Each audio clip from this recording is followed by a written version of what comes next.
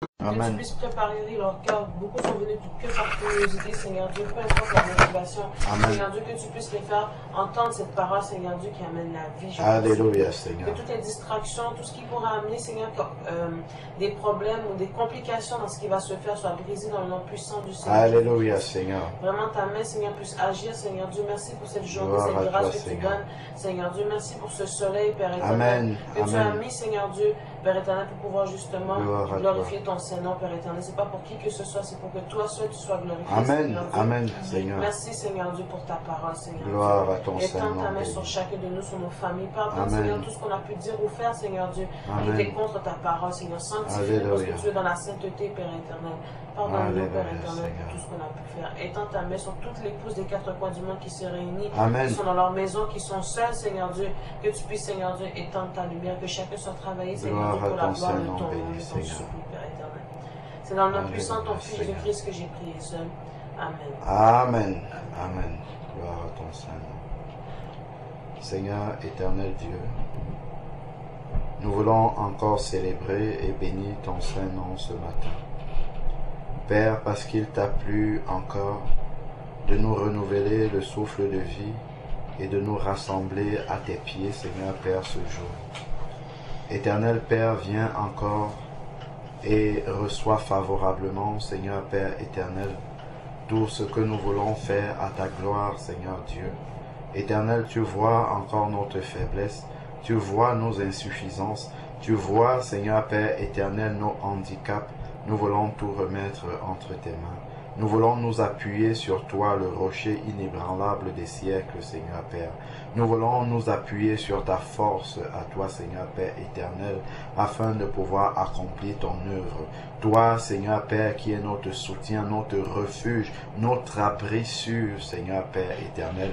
Toi qui es le bon berger, Seigneur Père, nous venons à toi, Seigneur Dieu Tout-Puissant, afin que tu puisses nous remplir encore pour que nous puissions être des vases d'honneur, des instruments de bénédiction qui portons, Seigneur Dieu éternel, la bénédiction à tous ceux et celles, Seigneur Père, à qui tu veux les apporter et que tu nous permets de côtoyer. Seigneur Dieu Tout-Puissant, viens maintenant, Seigneur Père éternel, accomplis l'œuvre que tu avais prévue, Seigneur Père, dans les cœurs de toutes les personnes qui entendront ta parole. Que ton esprit, Seigneur Père, puisse agir pour renverser les forteresses, les autels, les hauteurs qui s'élèvent contre la connaissance de Christ dans les cœurs. Ô Père éternel, que les cœurs soient ouverts. Commence à préparer les terres, Seigneur Dieu, afin que la semence puisse porter du fruit qui demeure jusque dans la vie éternelle. Que ton esprit inspire toute parole, Seigneur Père éternel, qui sera prononcée, Seigneur Dieu Tout-Puissant. Père, dispose toutes choses, Seigneur. Merci pour le climat que tu as déjà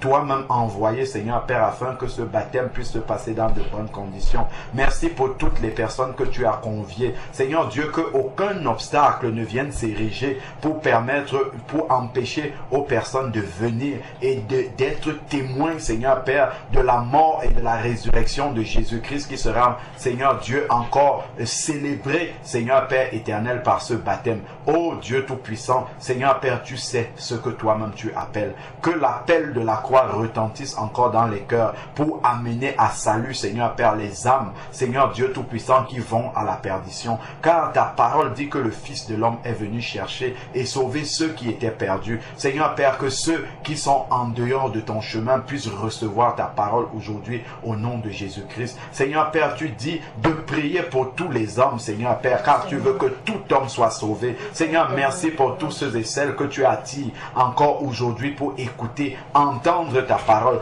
Père, que cela ne soit pas sans produire des fruits, Seigneur Dieu, mais que cela produise de véritables fruits en profondeur dans les cœurs. Que des cœurs puissent être délivrés, Seigneur Père éternel. Que les cœurs, Seigneur Dieu Tout-Puissant, puissent être délivrés de l'incrédulité, puissent être délivrés, Seigneur Père, de toute forme de séduction dans ce monde qui empêche les êtres humains, Seigneur Père éternel, de penser à leur salut, de penser à leur avenir éternel, de penser à leur éternité, Seigneur Père éternel. Que les cœurs, Seigneur Dieu Tout-Puissant, puissent entendre, Seigneur Dieu Tout-Puissant, cet appel qui vient de la croix, Seigneur Père éternel, et que les cœurs puissent se tourner vers toi pour recevoir le salut de leur âme. Car il n'y a pas de plus précieux trésor, de plus précieux cadeau que l'on puisse donner à un homme que la vie éternelle en Jésus-Christ. Seigneur, merci encore pour tout ce que tu as prévu d'accomplir. Merci Seigneur Père, parce que tu as rendu cela possible, que rien ne vient faire obstacle au plan que tu as prévu pour ce jour. Seigneur Dieu, donne-nous d'être sensibles à la voix de ton esprit. Donne-nous, Seigneur Dieu Tout-Puissant, d'être à ton écoute, afin que, Seigneur Père, le projet pour cette journée puisse s'accomplir tel que toi-même tu l'avais préparé. Père, que ton nom soit honoré au nom de Jésus-Christ. Amen. Amen. Alléluia. Donc, on avait dit 1 Corinthiens, chapitre 14, verset 26. Donc, ça, déjà, c'est un passage qui peut permettre, si on arrive quelque part et que nous voyons que les choses ne se passent pas conformément à la volonté de Dieu, juste en montrant ce passage à ceux qui sont là, juste en montrant ce passage à ceux qui sont là, normalement pour les véritables enfants de Dieu, ça devrait leur susciter des questions pour comparer la manière dont la réunion se déroule par rapport à ce que le Seigneur veut. Parce que quand le pied est croisé comme ça me gêne beaucoup. je peux faire je pourrais faire un parallèle dessus, mais si on a le temps, je reviendrai dessus, je te dirai pourquoi. Alors, c'est par rapport à la présence de Dieu. J'ai déjà fait, par la grâce du Seigneur, des enseignements dessus, notamment sur Exode 19, lorsque le Seigneur descendait sur le mont Sinaï pour parler au peuple. Et que la montagne, déjà le Seigneur a commencé par dire à Moïse de sanctifier le peuple pendant 3 jours pour se préparer à la présence de Dieu, alors que Dieu devait venir juste sur la montagne, il ne devait pas descendre. Quand le Seigneur a commencé à arriver, la montagne fumante a commencé à trembler. Le mont Sinaï tremblait comme ça parce que le Seigneur était en train de descendre juste sur le mont. Les Israélites, ils étaient dans le camp, dans leur tente, ils ont commencé à trembler, ils avaient peur de sortir. Ça montre la présence de Dieu et ce Dieu-là n'a pas changé. C'est le Dieu qui est présent au milieu de nous lorsque on loue et qu'on célèbre le Seigneur.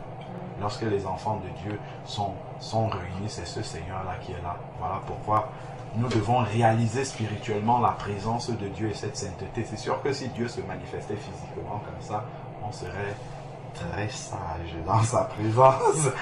On serait dans une attitude de révérence dans sa présence. Et ce Dieu-là n'a pas changé. C'est juste qu'il y a eu le sacrifice de la croix entre-temps. C'est qui a apaisé le cœur de Dieu. C'est qui fait que Dieu, il est, comment dire, il est plus patient, il est plus, voilà. Avant, dans l'Ancien Testament, regardons simplement dans Lévitique chapitre 10, Nadab et Abihu, les fils de Aaron, quand ils ont amené le feu étranger dans la présence de Dieu, le Seigneur ne leur a pas donné un deuxième avertissement. Il a frappé tout de suite. Et même leur papa Aaron, il est resté bouche bée.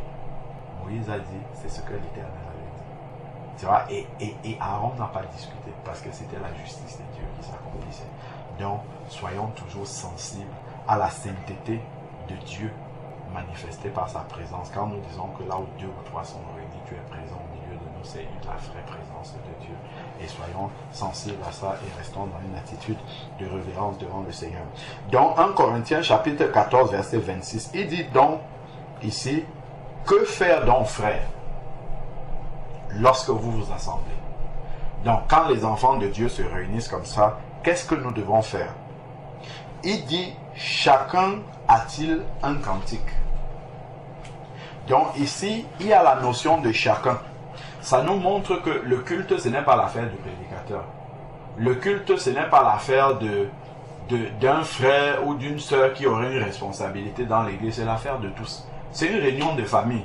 Dans une réunion de famille, on n'est pas censé se réunir pour écouter un des enfants de la famille parler. C'est une réunion de famille. Donc, chacun dans la famille a quelque chose à dire. Il a un morceau de pierre qu'il doit apporter pour l'édifice commun. Donc chaque enfant de Dieu doit avoir conscience que dans un rassemblement des enfants de Dieu, il est un membre de la famille qui a le devoir d'apporter quelque chose pour l'ensemble.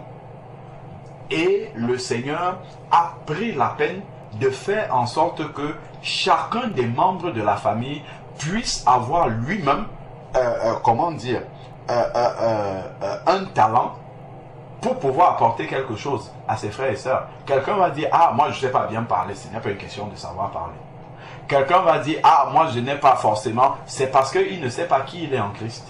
Quand tu vas passer dans les eaux du baptême, là, le Seigneur nous dit que quand Jésus est sorti des eaux du baptême, l'Esprit est venu se poser sur lui sous la forme corporelle d'une colombe.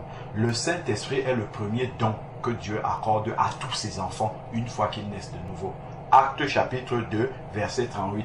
Lorsque les personnes qui étaient le jour de la Pentecôte ont interrogé Pierre, lorsque Pierre avait prêché sur la résurrection de Jésus et le fait qu'ils avaient crucifié le prince de la vie que Dieu leur avait donné, ils ont réalisé leur culpabilité.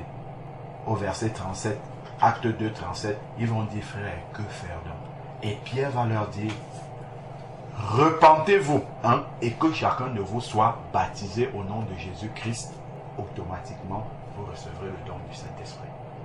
Donc, il y a un premier don que le Seigneur fait à tous ses enfants qui sortent des eaux du baptême. Tous sans exception, c'est le don du Saint-Esprit. Et donc, quand tu as reçu le Saint-Esprit, tu as déjà reçu le plus grand de tous les talents que Dieu peut accorder à un enfant de Dieu. Donc, quand le Seigneur dit « chacun a-t-il un cantique », c'est parce que il t'a déjà fait don du Saint-Esprit et donc le Saint-Esprit que tu as reçu est là pour susciter ce cantique dans ta bouche. Pour susciter tout ce qu'on va voir là, c'est le Saint-Esprit qui va apporter maintenant ça pour que ça puisse sortir. Ce n'est pas quelque chose que tu vas inventer. C'est quelque chose que Dieu t'a donné déjà. Et il demande juste de mettre à la disposition des autres. Donc, ce qui veut dire que lorsque je m'en vais me rassembler avec des enfants de Dieu, je ne pars pas à la réunion de famille comme quelqu'un qui part pour faire son marché, pour prendre tout ce qu'il y a à prendre et rentrer chez lui. Non, je prends le temps de prier d'abord pour demander au Seigneur de déverser en moi ce qui est nécessaire pour mes frères et sœurs, quel que soit ce que je suis dans l'assemblée, une sœur, un frère, que je prêche la parole, que je ne prêche pas, cela n'a rien à voir. Si j'ai un témoignage personnel de quelque chose que Dieu a fait dans ma vie et que je apporte ce témoignage-là, ça peut guérir une sœur. Ça peut fortifier quelqu'un qui est découragé. Ça peut encourager quelqu'un qui est complètement abattu. Juste mon témoignage peut donner suffisamment de foi à quelqu'un qui est là, il reçoit sa guérison. Mais si j'arrive, je me tais, je dis non, ce que Dieu a fait, ce n'est pas tellement grand dans ma vie, je me tais, je n'aurai pas accompli la volonté de Dieu. Donc, chacun a-t-il un cantique? Ça montre déjà que tout enfant de Dieu peut intervenir et doit même, a le devoir d'intervenir dans une réunion chrétienne. Donc, ce n'est pas qu'on se réunit pour écouter quelqu'un, pour écouter la chorale, pour écouter le pasteur, non. Chaque personne qui vient là est susceptible d'apporter quelque chose pour l'édification de tout le reste. C'est important. Donc ça déjà, ça révolutionne la manière dont un enfant de Dieu va aller au culte, va aller au rassemblement. C'est que déjà en partant, il sait que je ne vais pas là-bas uniquement pour recevoir. J'ai aussi des choses à donner. Et pour donner, il faut aller prendre ça dans la présence du Seigneur. Donc je dois préparer la réunion des saints dans la prière pour que le Seigneur dépose en moi ce qui est nécessaire pour me faire à ce moment-là. C'est très important. C'est vraiment important. Ça change complètement. Ça change complètement la manière dont on se présente, dont on va au rassemblement des enfants de Dieu. Donc, pour que justement j'ai quelque chose à apporter dans la famille, il faut que j'ai été dans la présence de Dieu pour recevoir ce que j'ai à apporter, ce qu'il faut, ce que Dieu veut que j'apporte. Parce qu'en réalité, je ne suis qu'un canal, je ne suis qu'un instrument entre les mains du Seigneur. Et c'est dans ma préparation pour le rassemblement des saints que le Seigneur va déposer en moi ce qui est nécessaire pour mes frères.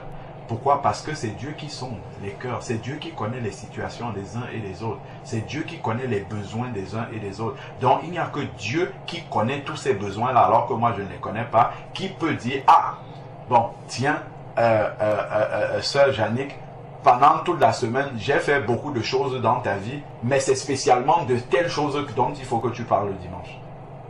Enfin, je dis dimanche parce qu'on est rassemblés là maintenant dimanche, mais à la réunion, il faut que tu parles de ça, précisément. Ce n'est pas tout qu'il faut dire, mais c'est ça précisément que tu dois dire. Pourquoi? Parce que Dieu sait que ce que tu vas dire là, il y a une personne qui a besoin d'entendre ça aujourd'hui. Aujourd'hui, dans notre rassemblement là, il y a une personne qui a besoin de recevoir ce que toi tu vas dire là. Donc, et c'est le fait d'être connecté au Seigneur, d'avoir été dans sa présence, Dieu va t'aiguiller et te dire ce qui sera important, ce qu'il faudra. Il va trier. Parce que Dieu fait tellement de choses dans nos vies que si on voulait commencer à dire tout cela, on prendrait beaucoup de temps. Mais le Seigneur, par son esprit qu'il nous a d'abord donné, en nous, le premier équipement qu'il nous donne, va nous dire ce qui est nécessaire de pouvoir apporter. Donc, chacun a-t-il un cantique? Ça montre la responsabilité de chaque enfant de Dieu par rapport à la réunion. Parfois, quelqu'un va venir comme ça, il va suivre un culte du début jusqu'à la fin et il va commencer à murmurer, il dit je n'ai rien reçu. Ok, tu n'as rien reçu, qu'est-ce que tu as apporté? Qu'est-ce que tu as apporté? Le culte n'était pas l'affaire de celui qui devait prêcher. Non, le culte c'est l'affaire de tout le monde. Donc, si on ressort vide de la présence de Dieu, nous sommes tous responsables. Nous sommes tous responsables de ça parce que la réunion des saints, en fait, c'est que chacun vient apporter dans le plateau commun ce qu'il a reçu dans sa communion intime avec le Seigneur. J'ai été dans la communion intime. Moi, j'ai reçu, je ne sais pas moi, j'ai reçu un pot de lait dans la... Je prends l'exemple pour le repas parce que la parole de Dieu, c'est un repas, c'est la nourriture spirituelle.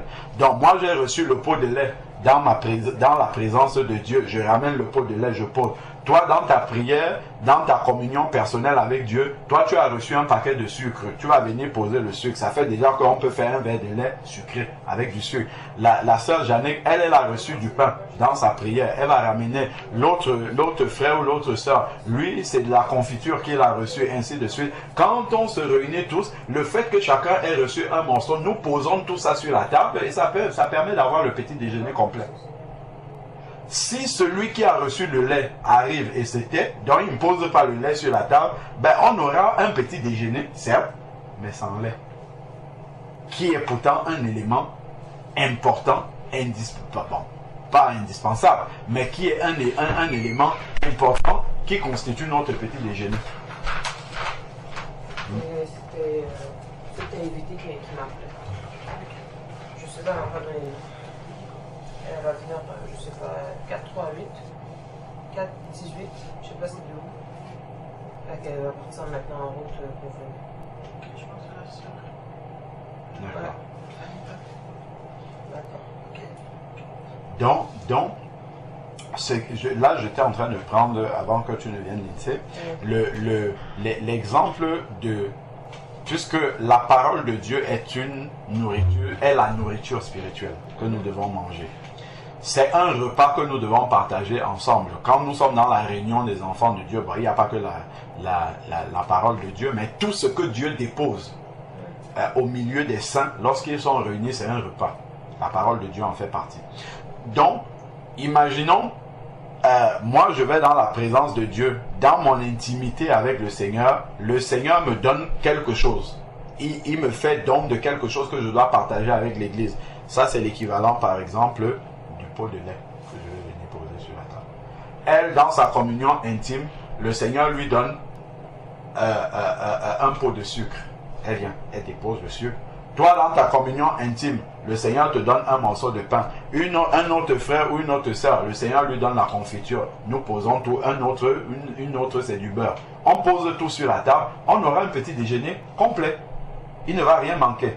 Imagine maintenant que moi, je n'ai pas été dans la présence de Dieu. Ou bien que moi j'attends, je viens seulement pour recevoir. Ben, j'arrive, ben, elle aussi elle vient pour recevoir. Il n'y aura pas de lait, il n'y aura pas de sucre. On aura un petit déjeuner incomplet. Parce que chacun vient, lui vient pour recevoir. Moi je vais venir pour manger tout ce que les autres vont apporter. Et j'oublie qu'en fait, il y a un complément qui devait venir de moi. Pour que le repas, que rien ne manque sur la table. Dans le fait que je n'ai pas été dans la présence de Dieu pour demander au Seigneur, Seigneur, qu'est-ce que je dois apporter à mes frères?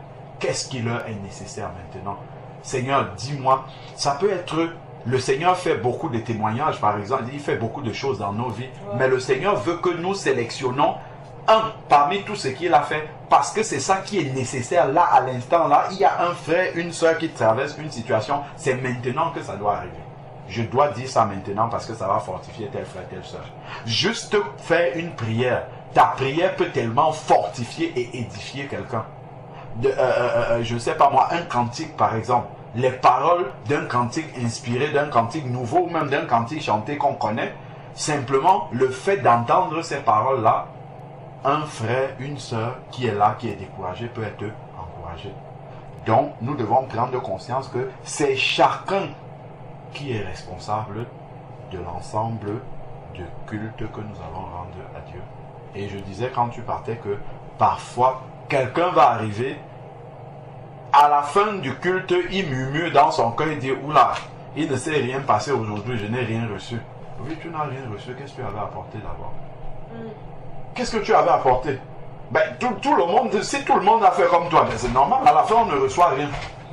Personne n'a été dans la présence de Dieu pour demander au Seigneur qu'est-ce qu'on va apporter. Quel est le repas que tu veux que nous mangions aujourd'hui? Le Seigneur nous dit le repas et moi maintenant, moi je vais ramener du sel, l'autre va ramener un peu de poivre, l'autre va ramener du riz, ainsi de suite. Et à la fin, on aura le repas complet qui sera fait.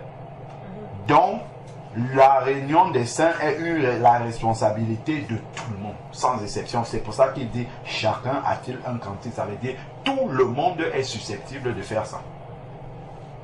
Parce que tout le monde a reçu l'Esprit de Dieu. Et c'est l'Esprit de Dieu qui donne les cantiques.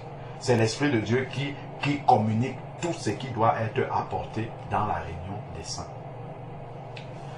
Donc, chacun a-t-il un cantique, une instruction, une révélation, une langue, une interprétation, que tout se fasse pour l'édification. Donc, tout cela est motivé par l'amour des autres. Donc, en allant dans la présence du Seigneur, dans la réunion, je ne viens pas de manière égoïste, en disant je viens pour recevoir. Non, on ne part pas pour recevoir, on part pour donner. Et en allant pour donner, ben, nous on n'a rien à donner. Donc il faut aller demander à celui qui fait don des choses, c'est le Seigneur. Donc il faut aller dans sa présence pour recevoir ce qu'il a à donner et que nous soyons simplement un canal, un vase, un transporteur qui amène ça au milieu des enfants de Dieu. Donc, déjà dans mon cœur, si je suis dans une disposition de recevoir uniquement, je vais avec des mauvaises dispositions de cœur. Je dois partir toujours avec l'intention, avec la disposition de cœur d'être en bénédiction à mes frères, à mes sœurs, de leur apporter quelque chose. Que ma présence au milieu des frères et des sœurs ne soit pas une présence figurative. Je ne pars pas pour assister à une réunion, je pars pour participer à une réunion. Parce que j'ai reçu l'Esprit de Dieu. Oui, un païen peut venir là pour assister à ton baptême. Mais nous sommes là pour participer à ton baptême, c'est pas pareil. Parce que nous, on a l'Esprit de Dieu. Donc, on a reçu quelque chose que Dieu peut communiquer à des personnes. Mais un païen, lui n'a rien à donner. Il a tout à recevoir. Pourquoi? Parce que Dieu ne lui a pas encore fait don de son esprit qui apporte tout le reste de ce que Dieu a à nous donner. Voilà. Donc, le plus important, c'est le don du Saint-Esprit. Et ensuite, maintenant, que nos cœurs soient suffisamment remplis d'amour pour les autres. Parce que c'est quand le Seigneur voit notre disposition de cœur remplie d'amour pour les autres qu'il va nous donner des choses à leur apporter.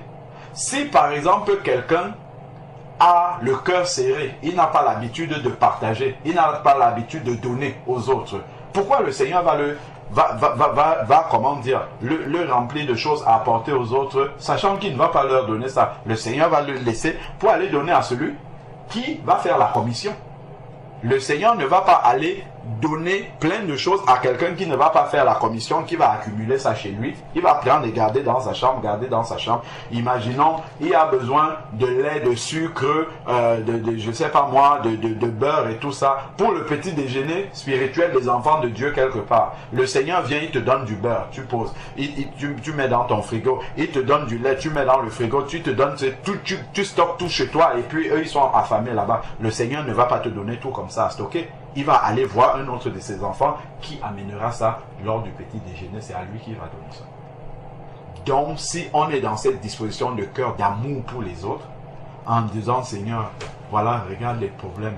Il y a des difficultés dans l'assemblée, il y a tel frère, telle soeur qui est malade. Seigneur, dépose une parole d'encouragement en moi. Dépose vraiment une parole d'encouragement, de fortification. Fais monter un témoignage, un cantique qui va toucher mon frère, qui va l'encourager, qui va l'amener à être fortifié dans l'épreuve qu'il traverse. Le Seigneur va le faire. Le Seigneur va faire cela parce qu'il veut visiter son église. Donc, tout doit toujours être pour l'édification des autres, pour fortifier les autres. Le don spirituel ne doit pas être pour être au-dessus des autres. Le don spirituel ne doit pas être pour se montrer meilleur que les autres. Ça doit être par amour pour les autres. Ça doit être pour aider les autres. Ça doit être pour répondre aux besoins des autres. Pourquoi? Parce qu'on les aime et qu'on souffre de les voir également dans la difficulté. Donc, ce verset-ci montre vraiment quelle est la volonté de Dieu en ce qui concerne la réunion des saints.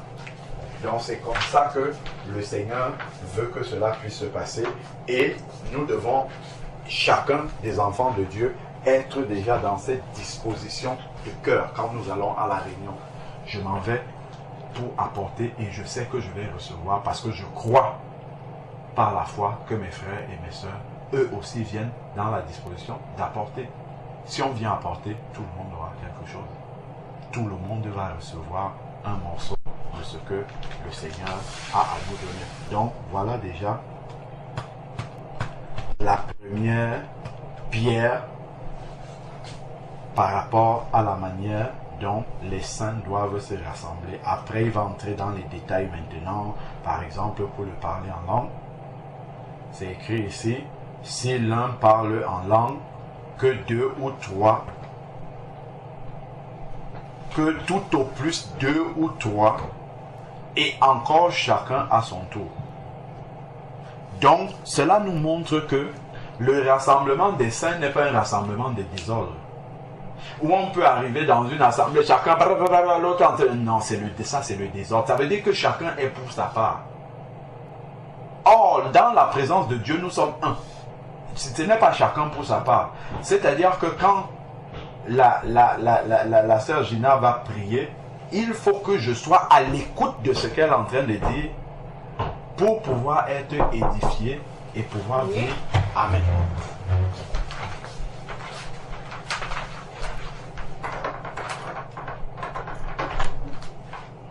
Bonjour. Oui, c'est bon. Oui. Anita? Oui. Sois bénie. Bienvenue. Bonjour, Alain Patrick. Bienvenue. Sœur Janie. Sœur Janie qui nous reçoit.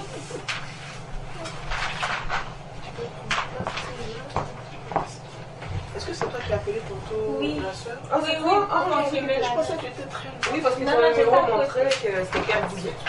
Ah, non, c'est juste parce que j'ai vécu à Québec. Ah, je dis qu'elle vient de Québec, elle va venir. Ok. Tu vas prendre un verre d'eau. Voilà. Tu veux te montrer par exemple.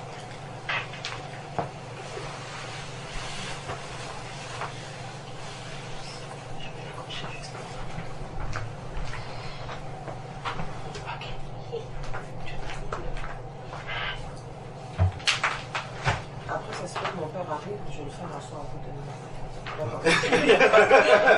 C'est bien ça. Ouais, c'est ça. Non, moi,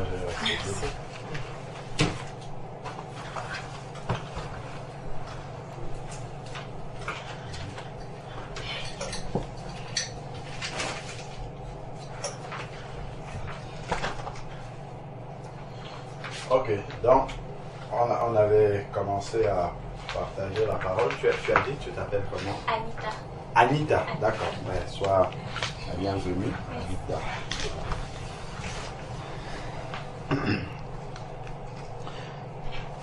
Donc, lorsque nous regardons, pour poursuivre ce qu'on était en train de dire, lorsque vous regardez 1 Corinthiens 14, 26, est-ce qu'il n'y a pas des choses par rapport à ce que vous avez l'habitude de voir dans la manière dont le culte se déroule dans beaucoup de milieux que nous fréquentons? Est-ce que vous ne voyez pas déjà un problème?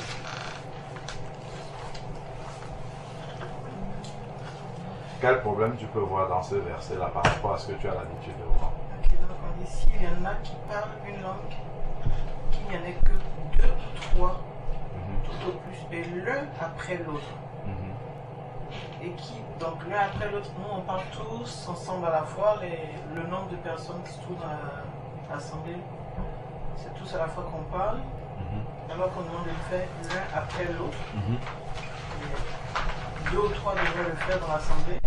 Et ensuite, et qu'il y en ait un qui interprète. Ok, quand il n'y a pas d'interprétation. Tu vois, ça c'est un exemple qui montre que quand ça se passe comme ça, en fait, nous sommes dans un culte égoïste. Hein? Nous sommes dans un culte qui n'est pas conforme à la volonté du Seigneur. Pourquoi? Parce que le Seigneur, ce qu'il veut, lorsque ses enfants se rassemblent, c'est que chacun puisse recevoir une portion. Tu vois? C'est que chacun puisse recevoir une portion.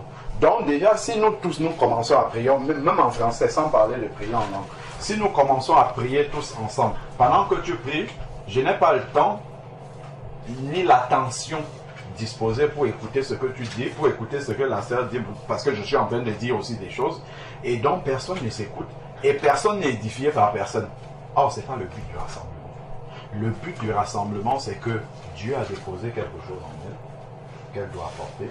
Dieu a déposé en toi, que tu dois apporter. Dieu a déposé en l'autre. Donc, quand je prie et que vous vous taisez, c'est pour recevoir ce que Dieu a déposé chez moi. Donc, j'élève la prière. Non seulement c'est pour nous tous, vers le Seigneur, mais en même temps, c'est pour que ça vous édifie. Donc, lorsque vous allez écouter ce que j'ai dit, vous pourrez dire Amen et vous serez édifié par ce que j'ai dit. Alors que si on était tous en train de parler, personne n'écoute l'autre et toutes ces édifications qui sont pourtant des édifications que nous sommes en train de dire ne bénéficieraient à personne. Et ça, on n'atteindrait pas le but du Seigneur. Parce que le but du Seigneur, c'est qu'il dépose en chacun d'entre nous et que cela puisse être bénéfique pour nous tous. D'où on doit s'attendre. Même quand on est en train de prier, il y a des milieux où on arrive, tout le monde prie en même temps. C'est pas normal, c'est pas biblique. Tout le monde prie en même temps. Ça, ce n'est pas biblique du tout. Parce que ce n'est pas pour l'édification de l'ensemble. Quand toi, tu commences à... D'ailleurs, il va le dire après là. Regardons le verset... Bon, on saute de 28, on va revenir sur le 28. Il dit pour les prophètes que 2 ou 3 parlent et que les autres jugent. Un autre assistant, verset 30, a-t-il une révélation que le premier se taise? Donc, au moment où la sœur Gina est en train de prier, si toi, il te montre une parole, après il va même dire l'esprit des prophètes est soumis aux prophètes. C'est-à-dire, toi, tu vas attendre. Même si ça veut monter une prière, tu vas attendre que Gina ait fini, qu'on ait écouté. Et ça montre que nous sommes conduits par l'Esprit de Dieu. Parce que l'Esprit de Dieu est un esprit de tempérance.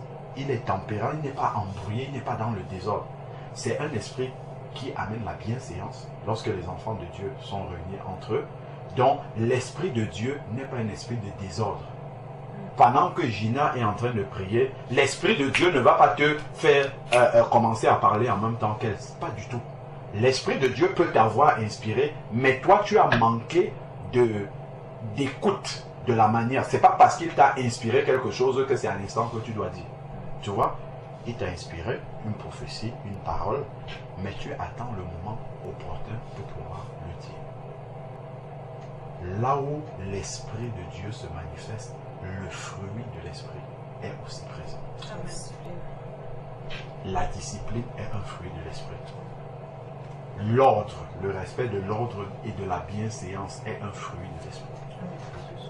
La maîtrise, voilà, la maîtrise de soi. Si effectivement tu reçois une parole de prophétie ou de prière, il faut maintenant, c'est vrai, c'est l'Esprit de Dieu qui, ça ne veut pas dire que ça ne vient pas de l'Esprit, hein.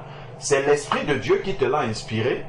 Mais maintenant, comme tu as l'esprit, le fruit de l'Esprit aussi normalement en toi, tu dois faire preuve maintenant de patience, de jugeote, juger le bon moment pour apporter ton message.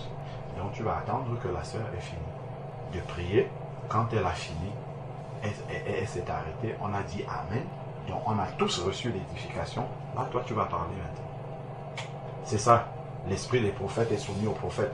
C'est parce que le fruit de l'esprit, c'est effectivement la maîtrise de soi. C'est pas parce que l'Esprit de Dieu t'a inspiré quelque chose que tu ne peux plus te maîtriser. Tu te maîtrises, tu attends le moment opportun pour pouvoir l'apporter. Et ça, l'amour est un fruit de l'esprit. Dans Galates 5, 24, l'amour, c'est un fruit de l'esprit. Et tu le fais, c'est par amour pour les autres. Parce que si tu apportes dans le désordre, en fait, les autres ne vont pas le recevoir, ils ne vont pas être édifiés. Mais comme tu aimes suffisamment ceux avec qui tu es rassemblé, tu vas attendre qu'ils soient dans de bonnes dispositions pour recevoir ce que tu as à dire, pour recevoir ce que tu as reçu du Seigneur. Et donc tu vas le dire au moment opportun où ils sont le plus disposés possible, c'est-à-dire quand personne n'est en train de parler. Tu vas apporter ça. Et ça, c'est une manifestation de l'amour. C'est une manifestation de l'amour du prochain. Or, le Seigneur nous dit que le plus grand de tous les commandements, c'est tu aimeras le Seigneur ton Dieu de tout ton cœur, de toute ton âme, de toute ta pensée. Et le second qui lui est semblable, tu aimeras ton prochain comme toi-même. Donc, si tu aimes ton prochain comme toi-même, tu vas attendre qu'il soit bien disposé pour lui apporter la provision du Seigneur. Tu ne vas pas venir déverser parce que bon, il faut déverser, tu déverses, qu'il ait reçu ou pas, cela ne t'importe pas. Non, ce n'est pas comme ça que tu vas faire. Donc, tout ça, ça nous montre vraiment comment le Seigneur a prévu que le rassemblement des enfants de Dieu se passe. Donc, avant même d'arriver sur la partie de bienséance, on a dit chacun a-t-il un cantique. Tu vois, donc ce n'est pas une affaire d'un groupe de personnes qu'on dirait, voilà le groupe de louanges, voilà la chorale là-bas. Parce que quand on dit ça, c'est comme s'il n'y a que eux qui ont le don du Saint-Esprit. Alors que tout le monde là, l'Esprit de Dieu peut inspirer à tout le monde. Ce n'est pas une catégorie de personnes qui sont habilitées alors que tout le monde a reçu le don du Saint-Esprit. Donc c'est important. Là on voit, quand tu lis seulement ça ici, ou bien qu'on vient s'asseoir et puis on écoute une seule personne qui parle. Qui peut être le prédicateur ou bien, je ne sais pas moi, le conducteur, le modérateur ou tout ce qu'on veut. Et ça, c'est contraire à cette parole-ci. 1 Corinthiens 14, 26 dit, chacun de vous, chacun, lorsque vous vous assemblez, a-t-il un cantique dont tout le monde est capable d'apporter un cantique, pas un groupe de personnes. Une instruction, une révélation, une langue, une interprétation, tout ça doit toujours se faire pour l'édification. Donc, voilà un peu déjà la première partie. Donc après il a parlé des prophéties, il a parlé des interprètes. D'ailleurs, comme tu disais tout à l'heure là, il dit que 2 ou 3 au plus, nous sommes au verset 27, ceux qui parlent en langue. Si l'un parle en langue, tout au plus 2 ou 3 et chacun à son tour. Pourquoi chacun à son tour? Parce que ça doit toujours être pour l'édification. Si tout le monde a parlé en même temps, on ne sait pas qui a dit quoi, qu'est-ce que ça signifie, et c'est le désordre. Au final, on va sortir, celui qui a parlé, lui, il est content d'avoir parlé, mais ça n'a édifié personne. Ça n'a rien apporté à personne.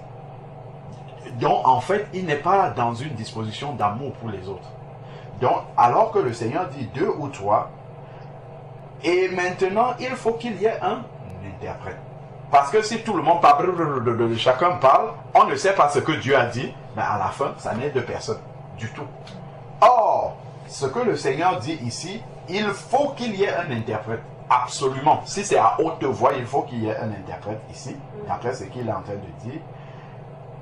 il dit s'il n'y a pas d'interprète, donc le parler en langue peut te brûler, ça monte, et toi tu penses que ça s'adresse à tout le monde, tu commences à parler à haute voix, mais si tu te rends compte, si tu ne reçois pas l'interprétation, ou tu te rends compte qu'il n'y a personne qui interprète, il faut que tu baisses le ton.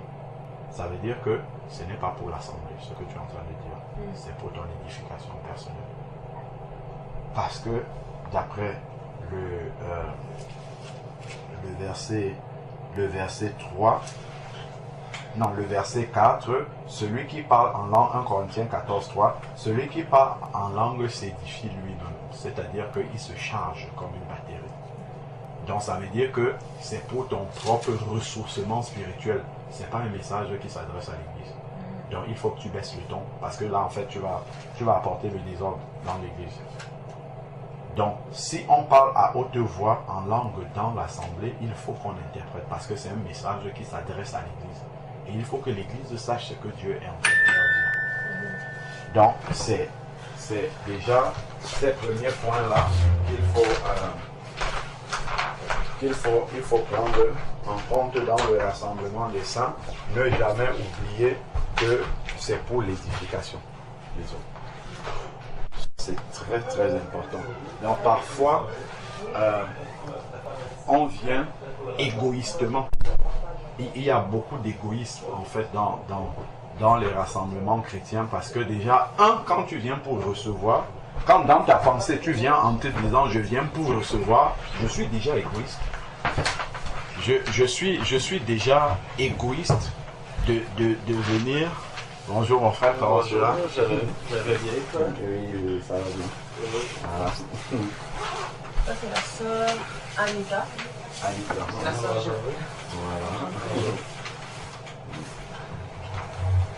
Voilà. Donc, il faut déjà venir dans un but de donner.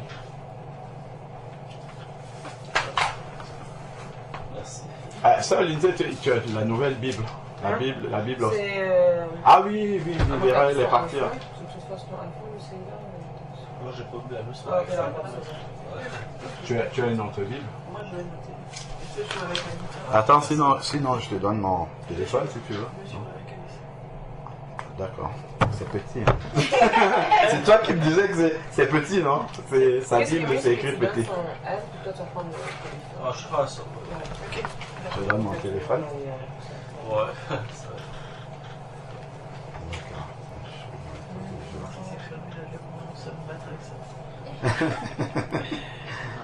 Alors, hop.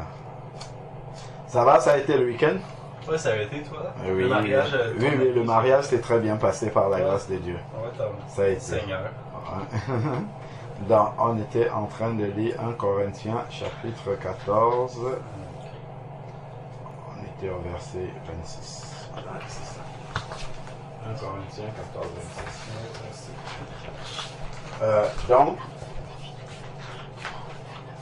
si on peut, s'il y a quelque chose d'important de retenir dans le rassemblement des enfants de Dieu, c'est toujours de réaliser que lorsque je vais dans une réunion chrétienne, je ne vais pas en premier lieu avec l'intention de recevoir, je vais avec l'intention de donner. Je vais avec l'amour pour les autres, pour mon prochain.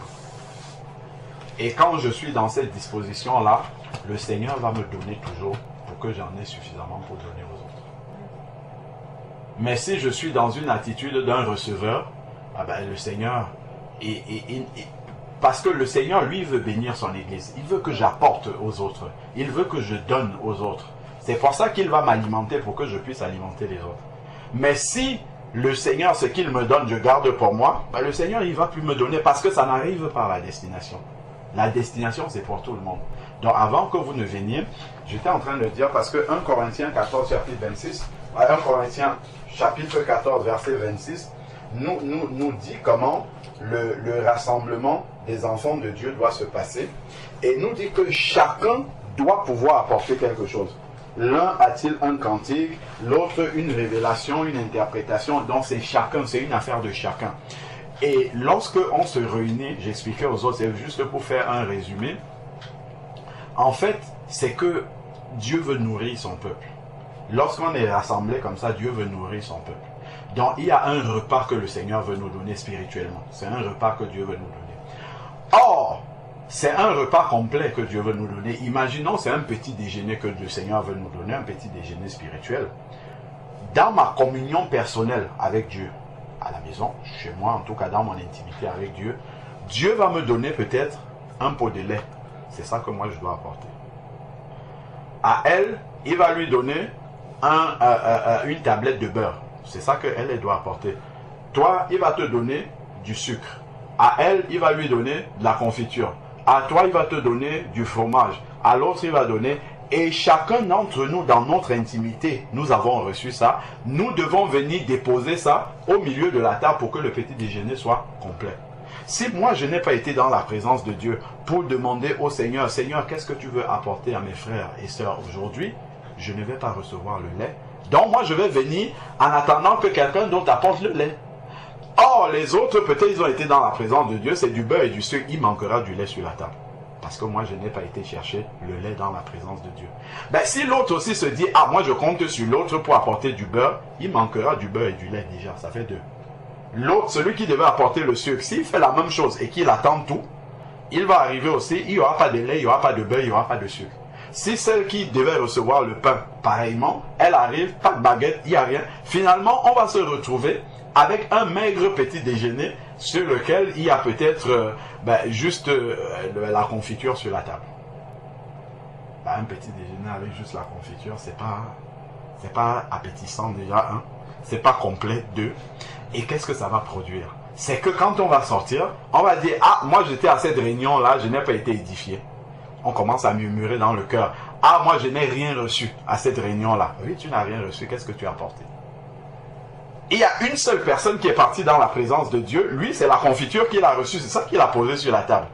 Mais comme la confiture n'est pas suffisante pour un petit déjeuner, eh bien personne n'est satisfait. On s'est tous réunis pour prendre le petit déjeuner, mais il n'y avait que la confiture, c'est normal, on repart tous un petit déjeuner uniquement, la confiture, ça ne tient pas la journée. Donc voilà, on repart frustré.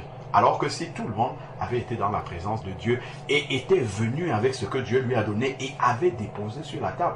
Parce que je peux venir, là où nous sommes réunis pour prendre le petit déjeuner, j'ai le lait dans ma sacoche et je garde le lait là-dedans. Je ne sens pas le lait pour poser sur la table. Donc quand je suis réuni, je dois ouvrir la bouche et laisser sortir ce que Dieu dépose dans sur ma bouche pour les autres.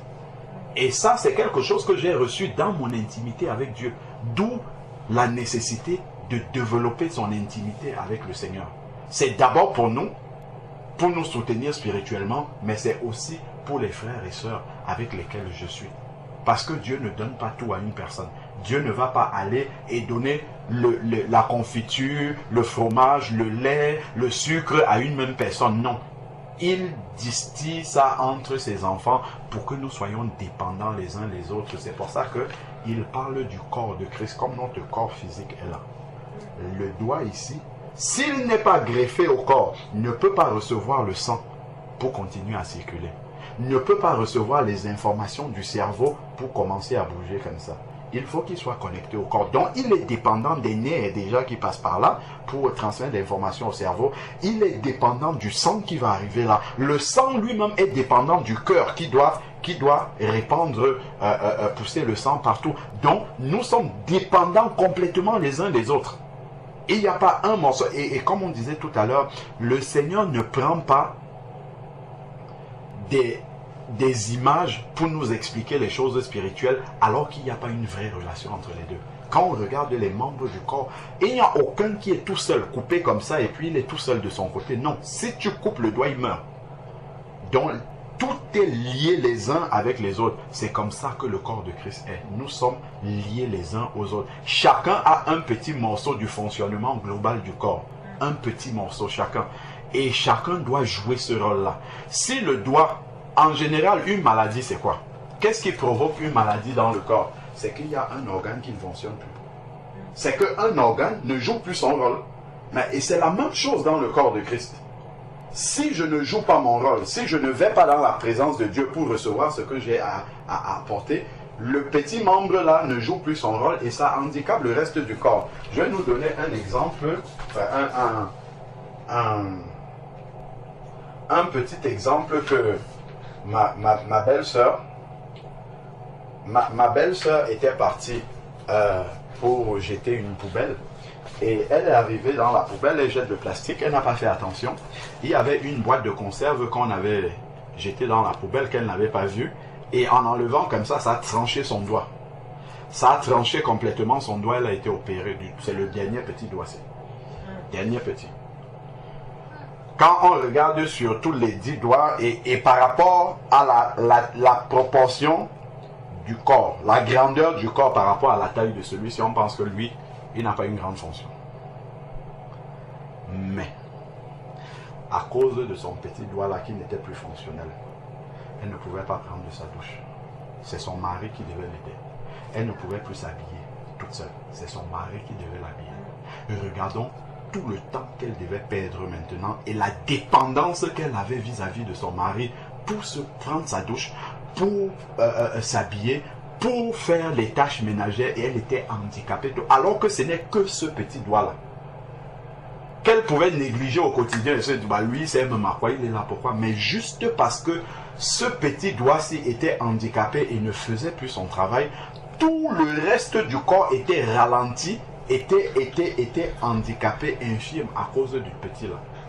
Ça nous montre vraiment comment nous sommes dépendants dans le corps de Christ. Si un seul membre ne fait pas ce que Dieu attend de lui, le reste du corps est paralysé. Et ça, souvent, c'est une responsabilité que nous avons, dont nous n'avons pas conscience. Nous pensons que c'est le pasteur qui doit tout faire. Nous pensons que c'est tel frère qui doit tout faire, telle sœur qui doit tout faire. Non. Nous sommes tous responsables entièrement de l'œuvre du Seigneur. C'est pour ça qu'il nous dit ici, 1 Corinthiens 14, ainsi, chacun a-t-il un cantique. Donc, chacun de nous est responsable de ce que nous devons apporter dans le rassemblement des saints pour que tout le travail que le Seigneur veut faire, que cela ne soit pas handicapé parce qu'un membre n'a pas joué son rôle. Donc, nous devons prendre conscience de ça et chacun travailler sa communion personnelle avec Dieu pour jouer pleinement son rôle dans le corps de Christ par amour pour les autres, afin que tout le monde puisse recevoir ce qui lui est nécessaire, ce que Dieu a prévu, et que le corps de Christ ne soit pas handicapé. Donc ça, c'est important déjà de réaliser que c'est comme cela que le Seigneur enseigne la manière dont le rassemblement des enfants de Dieu doit se passer et la responsabilité que chaque enfant de Dieu a. Et ça, déjà, on peut comprendre que pour que ça soit comme ça, c'est pas pour rien que Jésus n'avait que 12 disciples. Pour que ça puisse marcher comme ça, il faut que nous soyons un petit nombre. Si on est un grand nombre, ça va être très difficile. Plus on est nombreux, ben moi je compte sur l'autre, l'autre compte sur l'autre, l'autre compte sur l'autre, et puis chacun vient, il s'assoit comme un spectateur et il attend. Beaucoup ne prennent pas, la place que Dieu leur donne. Et souvent, on ne laisse même pas aussi d'autres prendre la place que Dieu leur a donnée dans le corps de Christ. Vous allez arriver dans certaines assemblées et être comme un spectateur. Vous venez, vous vous asseyez, c'est comme un concert. Les autres sont devant là-bas, ils font le culte et puis bon, c'est pas un concert, la réunion des enfants de Dieu. C'est une réunion de famille où on est assis dans une réunion de famille, je le disais tantôt, dans une réunion de famille, chaque enfant de la famille prend la parole pour dire comment lui, voilà, pour apporter ce qu'il a à donner pour l'avancement de la famille. C'est comme ça que le Seigneur a prévu que la réunion puisse se passer comme il était avec ses disciples. Il était au milieu de ses disciples. Il n'était pas sur une estrade là-bas et les disciples ailleurs. Non, il était au milieu. Il était parmi eux. Et c'est comme ça que l'esprit de famille, en fait, était entretenu entre les enfants de Dieu. Amen. Voilà pour la première partie. Est-ce que vous avez des questions déjà sur la manière dont le Seigneur dit que ses enfants doivent se réunir? Et juste aussi, pour rappel, pour ceux qui sont arrivés après, comme le Seigneur nous dit là dans 1 Corinthiens 14, 26, que chacun doit pouvoir apporter quelque chose lorsque nous sommes rassemblés, ce n'est pas je vais dire avant que vous veniez, ce n'est pas quelque chose qu'il doit inventer ou qu'il doit créer, c'est quelque chose que Dieu lui donne. Et Dieu commence par donner à chacun de ses enfants sans exception un don, c'est le don du Saint-Esprit. Lorsque on est de nouveau, Actes chapitre 2 verset 38, repentez-vous, 1, et que chacun de vous soit baptisé au nom de Jésus, 2, et vous recevrez le don du Saint-Esprit, 3. C'est la première chose que Dieu fait lorsque quelqu'un sort des eaux du baptême, c'est qu'il lui accorde le don du Saint-Esprit. Parce que toute sa marche, c'est avec le Saint-Esprit qu'il va aller communiquer. C'est le Saint-Esprit qui est l'équipement qui lui permet de communiquer avec Dieu et de recevoir ce que Dieu a à lui donner. Et également, c'est l'Esprit de Dieu qui va lui dire, c'est le bon moment maintenant pour donner ce que tu as reçu. C'est l'Esprit de Dieu qui va faire ça. C'est pour ça que Dieu lui accorde son Saint-Esprit. C'est une des raisons. L'autre raison, c'est effectivement pour marcher dans la sainteté. Pour marcher loin du péché. Parce que l'Esprit de Dieu a été donné, Jean 16, verset 8, pour convaincre de péché, de justice et de jugement. Pour marcher dans la sainteté. Le Saint-Esprit est la nature de Dieu qui vient habiter en nous lorsqu'on est repenti de ses péchés. C'est ça. Et il vient nous faire craindre le péché. Il vient nous faire haïr le péché. Il vient nous faire vivre loin du péché. Parce que c'est la nature de Dieu. Ça, c'est aussi un des rôles du Saint-Esprit. L'autre rôle, c'est de nous permettre de communiquer avec Dieu. Parce que la Bible nous dit dans Jean chapitre 4 que Dieu est esprit. Et il faut que ceux qui l'adorent en esprit et en vérité. Parce que Dieu étant esprit, si tu n'as pas le Saint-Esprit, tu ne peux pas communiquer avec Dieu. Tu peux faire des prières, tu vas parler, mais c'est un monologue. Tu ne peux pas recevoir ce que lui te dit. C'est un peu comme là où nous sommes ici, il y a certainement beaucoup de chaînes de radio qui diffusent maintenant, là où nous sommes là. Il y a certainement beaucoup de fréquences radio ici. Mais comme on n'a pas un transistor avec une antenne, on n'entend rien de ce qu'ils sont en train de dire. Mais si tu prends un transistor, tu tires l'antenne, là on va commencer à capter les ondes et à suivre ce qu'ils sont en train de dire. Ben, c'est la même chose, Dieu parle tout le temps. Dieu est en train de nous parler, Dieu est en train de nous montrer des choses. Mais si tu n'as pas l'Esprit de Dieu pour capter et comprendre ce que Dieu est en train de dire, mais tu ne pourras pas communiquer avec Dieu. C'est pour ça que dès que quelqu'un naît de nouveau, Dieu commence par lui donner son Saint-Esprit parce qu'il est devenu son enfant. Un papa régulièrement parle à son enfant, lui donne des directives, lui donne des conseils, lui donne le cheminement. Comment est-ce qu'il doit avancer? C'est l'Esprit, c'est par l'Esprit de Dieu que nous communiquons avec le Seigneur. C'est une raison pour laquelle il nous donne le Saint-Esprit. C'est un moyen de communication également avec Dieu, parce que Dieu est esprit. Et il faut que ceux qui l'adorent en esprit, en vérité. C'est en esprit qu'on peut communiquer avec le Seigneur. Et le fait que nous puissions communiquer avec le Seigneur par l'esprit, c'est ce canal de communication, puisque nous avons le récepteur maintenant, qui nous permet de recevoir ces dons de Dieu et de pouvoir l'apporter aux autres. Et de pouvoir l'apporter au moment opportun. Donc ça, c'est important de comprendre ces points-là. Est-ce que vous avez des questions jusque-là? Non. Non, c'est clair. Voilà. Ça rejoint beaucoup les talents. Quand tu disais qu'on avait des talents, qu'on devait les donner, qu'on devait rendre compte à la fin. Oui. Ouais, c'est ça. C'est ça. Quand tu parlais, j'avais des liens justement quand le verset qui dit qu'on a plus de joie à donner qu'à recevoir. Amen. Amen. Oui. Et aussi le passage qui parle des talents. Et comment à la fin, le Seigneur arrache le talent qu'il a, plus il demande compte, parce que des fois, on a un talent et on ne le donne pas. Bon. Et aussi, j'ai aimé quand tu as dit qu'on ne doit pas créer, parce que c'est quelque chose des fois qu'on ressent dans les assemblées. On sent qu'on doit amener quelque chose de spécial et tout, mais c'est le Seigneur qui donne les talents. Et c'est vraiment une bonne parenthèse, parce que des fois, il y a beaucoup de chrétiens qui sont quelque part, puis qui voient tout le monde se sent excité, là, ils doivent inventer quelque chose de... Là encore, c'est le Seigneur qui donne dans l'intimité, ça vient tout seul. Amen. Sinon, la gloire nous revient à nous. Tout à fait. Vraiment, Amen. C'est vraiment édifiant. Amen. Gloire à Dieu. Gloire à Dieu. Anita, tu as déjà reçu le Seigneur dans ta vie comme Seigneur et Sauveur? D'accord. Gloire à Dieu. Tu es passé par la repentance, la nouvelle naissance, le baptême d'eau par immersion. On t'a plongé, on a enterré l'ancienne vie et tu es ressuscité à une vie nouvelle. Gloire à Dieu. Ça fait longtemps? En cet été que je me suis baptisée. Cet été, si. Ah, gloire à Dieu. Donc tu es un nouveau bébé. Nouveau-né. Hein? Quelques mois. Maintenant, quelques mois, tu auras une petite soeur aussi aujourd'hui, par la grâce de Dieu. D'accord, gloire à Dieu. J'étais déjà sauvée depuis longtemps. D'accord. Sauf que je n'avais pas fait le bon baptême.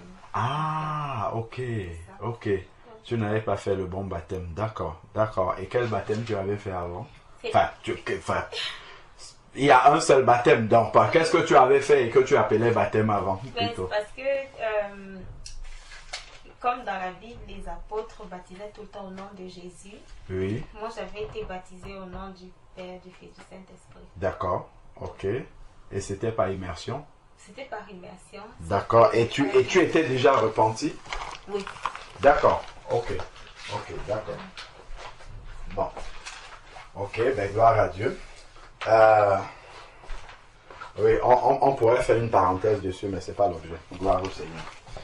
Et maintenant, comment tu avances avec le Seigneur? Tu es dans une assemblée, dans une communauté, ici. D'accord, d'accord. Ok, gloire au Seigneur. Que Dieu soit béni.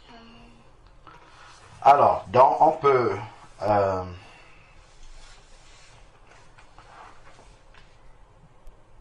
regarder la signification du baptême, tout ça, tu le sais?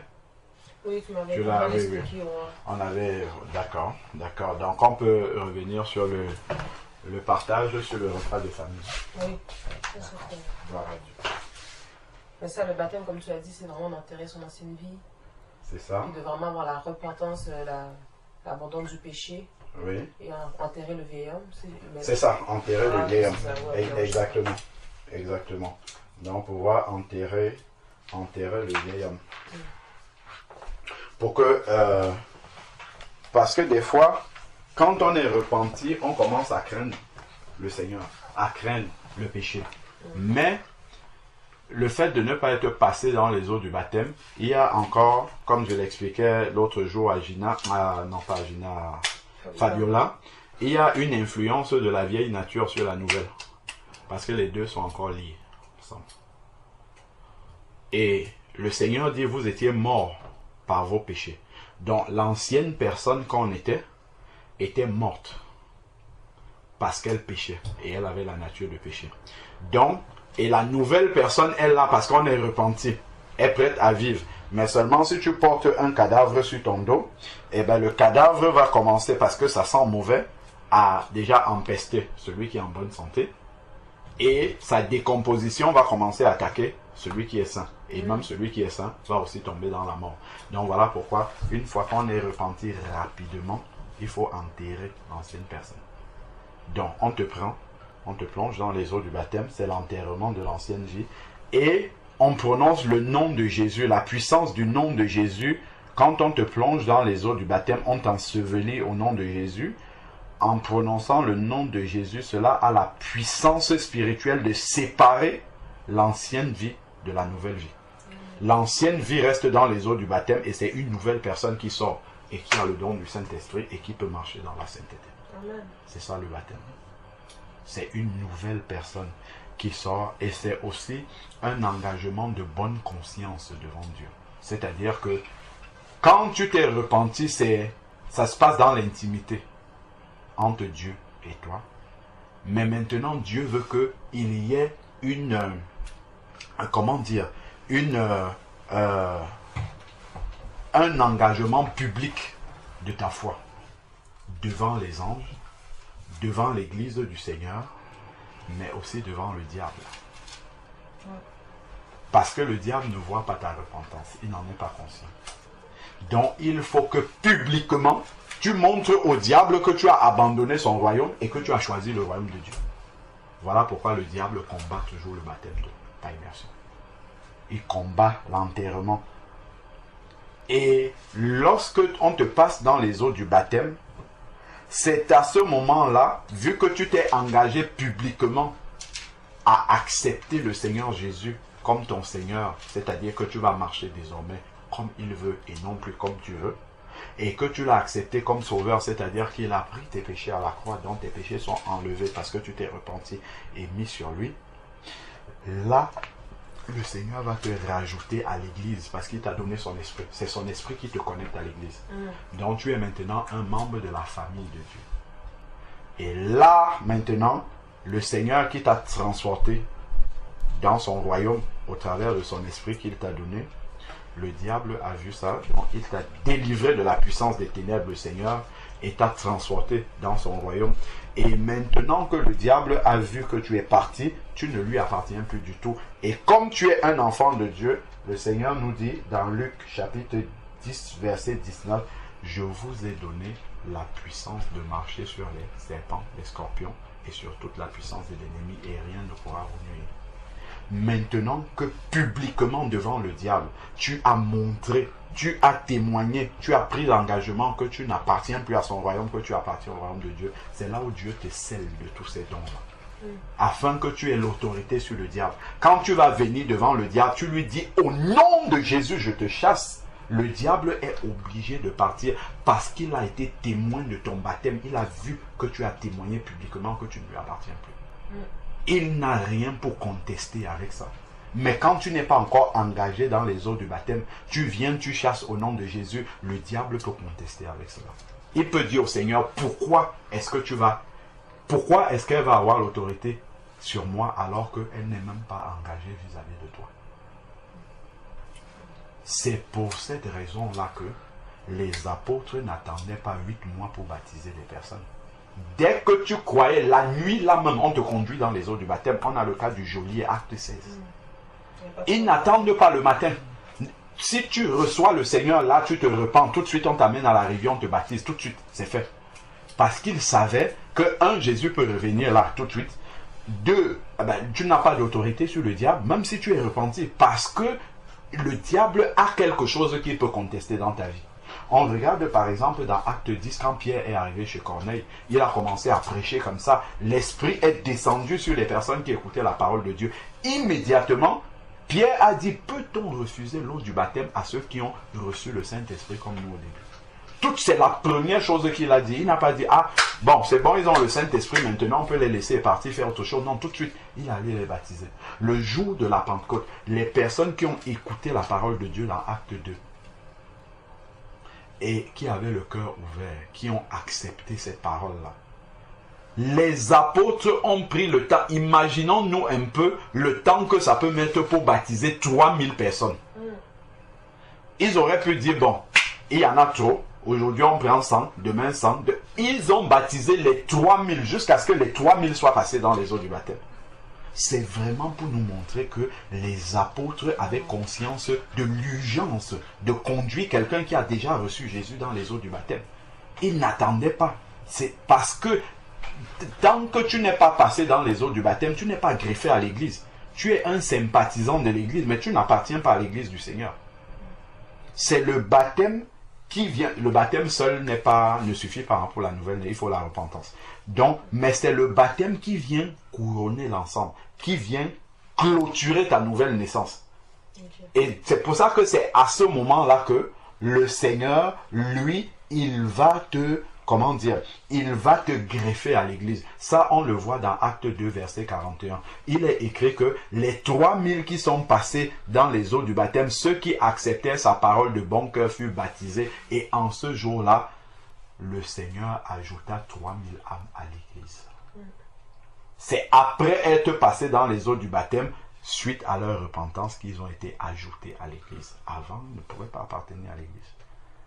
Donc, c'est pour cette raison-là que les apôtres n'attendaient pas une minute. Dès que quelqu'un avait reçu le Seigneur, tu es repenti de tes péchés, hop, on te sépare immédiatement de on enterre immédiatement ton ancienne vie, tu reçois la nouvelle vie, tu reçois le Saint-Esprit, et là, maintenant, tu peux marcher dans la sainteté et dans la sanctification. Mais ça peut être un danger, non? Si je prends mon exemple à moi, parce que moi c'est un peu ton cas aussi, c'est comme mon deuxième baptême, mais c'est mon vrai baptême aujourd'hui. C'est comme quand tu mets du temps à une personne de passer dans les eaux du baptême, malgré que je l'ai fait en vain, mais je crois aussi que le diable peut en profiter pour mettre toutes sortes de paroles, parce que si par exemple on donne le cours de baptême le 29, pendant ce temps-là aussi il y a peut-être des péchés même qui peuvent se multiplier, qui fait que après mon baptême ça va être difficile. Oui, bien sûr. Parce qu'il y en a qui passent après les eaux du baptême dans des difficultés parce qu'ils ont trop joué, et aussi il peut te dire, ah mais pourquoi tu as passé dans les eaux du baptême, pourquoi ah mais t'es pas sûr et tout, et des fois il y en a qui annulent, ils disent ok moi je veux plus, ils passent plus dans les eaux du baptême. Alors ça c'est un laps de temps que Satan utilise aussi pour pouvoir décourager beaucoup d'enfants de Dieu. Tout à fait, on lui donne plus de temps pour ralentir, et ça pour ralentir la marche des enfants de Dieu, ça nous ramène lorsque le peuple d'Israël est sorti d'Égypte. L'Égypte est l'image de la vie de péché dans laquelle nous étions. Pharaon est l'image du diable. Et donc, lorsque le peuple est sorti d'Égypte, c'est là où Pharaon se rend compte qu'il a fait une erreur de laisser les enfants d'Israël sortir. Et la Bible dit qu'il va atteler tous les chars d'Égypte pour aller les ramener. Cela montre que lorsque tu te répands de tes péchés, c'est comme les enfants d'Israël qui sont sortis déjà d'Égypte, mais qui n'ont pas encore traversé la mer Rouge. Donc tu es entre le baptême et ta repentance. C'est ça, ce temps-là. Ce sont les enfants d'Israël qui sont sortis d'Égypte, donc tu n'es plus dans une vie de péché, tu es repenti, mais tu n'es pas encore baptisé. Ils n'ont pas encore traversé la mer Rouge. Qu'est-ce que Pharaon fait? Il va atteler tous les chars d'Égypte, Exode 14. Tout! C'est-à-dire que le royaume des ténèbres prend toutes les forces qu'il a pour nous ramener dans notre vie de péché qui était avant. Donc plus on lui donne du temps avant de passer dans les eaux du baptême, plus il a l'opportunité de réussir à nous ramener dans l'ancienne vie. Et on n'a pas d'autorité sur lui. C'est au moment où les enfants d'Israël ont traversé la mer à sec. C'est à ce moment-là que Pharaon, même quand ils étaient en train de traverser, il est venu avec son armée jusque dans l'eau. C'est là qu'on voit que Satan combat pour nous retenir dans notre ancienne vie, jusque dans les eaux du baptême. Nous, on a déjà pris quelqu'un comme ça, des bien-aimés, tu plonges dans les eaux du baptême, les démons commencent à se manifester dans les eaux du baptême. Ça montre que jusqu'au dernier moment, Satan combat pour retenir la personne. Jusque dans l'eau. Ce n'est qu'une fois qu'on a traversé la mer Rouge, c'est-à-dire entré, enseveli et ressorti, étant bien repenti de ses péchés, c'est là où il y a une coupure radicale.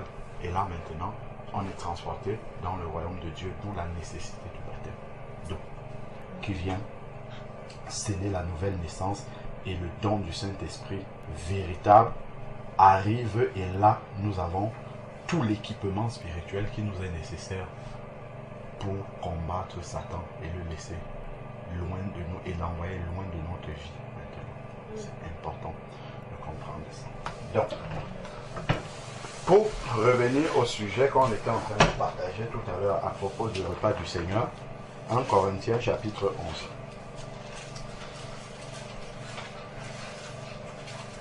Donc, le corps de Christ, comme nous avons dit, est une famille. Nous sommes des frères, nous sommes des sœurs. C'est pour ça qu'on va dire sœur Lindsay, frère Francis, sœur Anita, parce que justement, nous avons reçu le même esprit qui fait en sorte que nous appartenons à la même famille. Tu as retrouvé l'application Bible? Ouais, autant. Ouais, je suis trouvé. Ah, d'accord, d'accord, ok. Donc, il y a un repas de famille que nous sommes souvent amenés à partager. Avant de parler du repas de famille, regardons Actes chapitre 2. Actes chapitre 2, en fait, nous montre la naissance de l'Église et ce qui suit après. Donc, là, on a partagé déjà le verset 38 ou 37, où les gens qui ont écouté la prédication ont eu le cœur touché. Acte 2, 37, ils ont eu le cœur touché et ils ont demandé à Pierre, que ferons-nous donc pour être sauvés? Et Pierre va leur dire, 1, verset 38, repentez-vous. On commence par la repentance, confession de ses péchés, non pas à un homme mais à Dieu. Ensuite, une fois qu'on est repenti de ses péchés, on demande pardon au Seigneur. Là maintenant, on passe dans les eaux du baptême et que chacun de vous soit baptisé au nom de Jésus-Christ pour le pardon de vos péchés. Donc le baptême valide le pardon des péchés aussi. C'est écrit là, hein? Baptisé pour le pardon de nos péchés. Comme le diable sait que le pardon de nos péchés n'est pas encore complet, il retarde le plus possible le baptême d'eau. Pour le pardon de vos péchés. Et vous recevrez le don du Saint-Esprit. Le premier don. Donc plus le diable peut retarder l'arrivée du don du Saint-Esprit, plus il est content. Donc le verset que j'étais en train de dire tout à l'heure,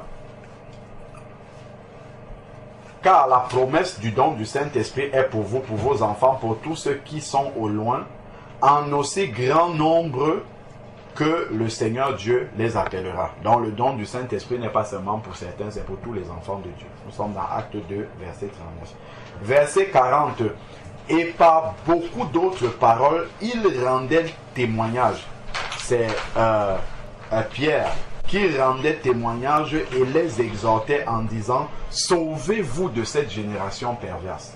Donc lorsque on se convertit au Seigneur Jésus-Christ, en fait, il doit avoir un changement radical dans notre vie. Il doit avoir une séparation totale avec notre ancienne vie.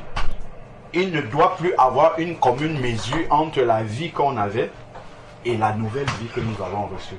Parce que nous avons été transportés dans un autre royaume. C'est ce que nous dit Colossiens chapitre 1, verset 13.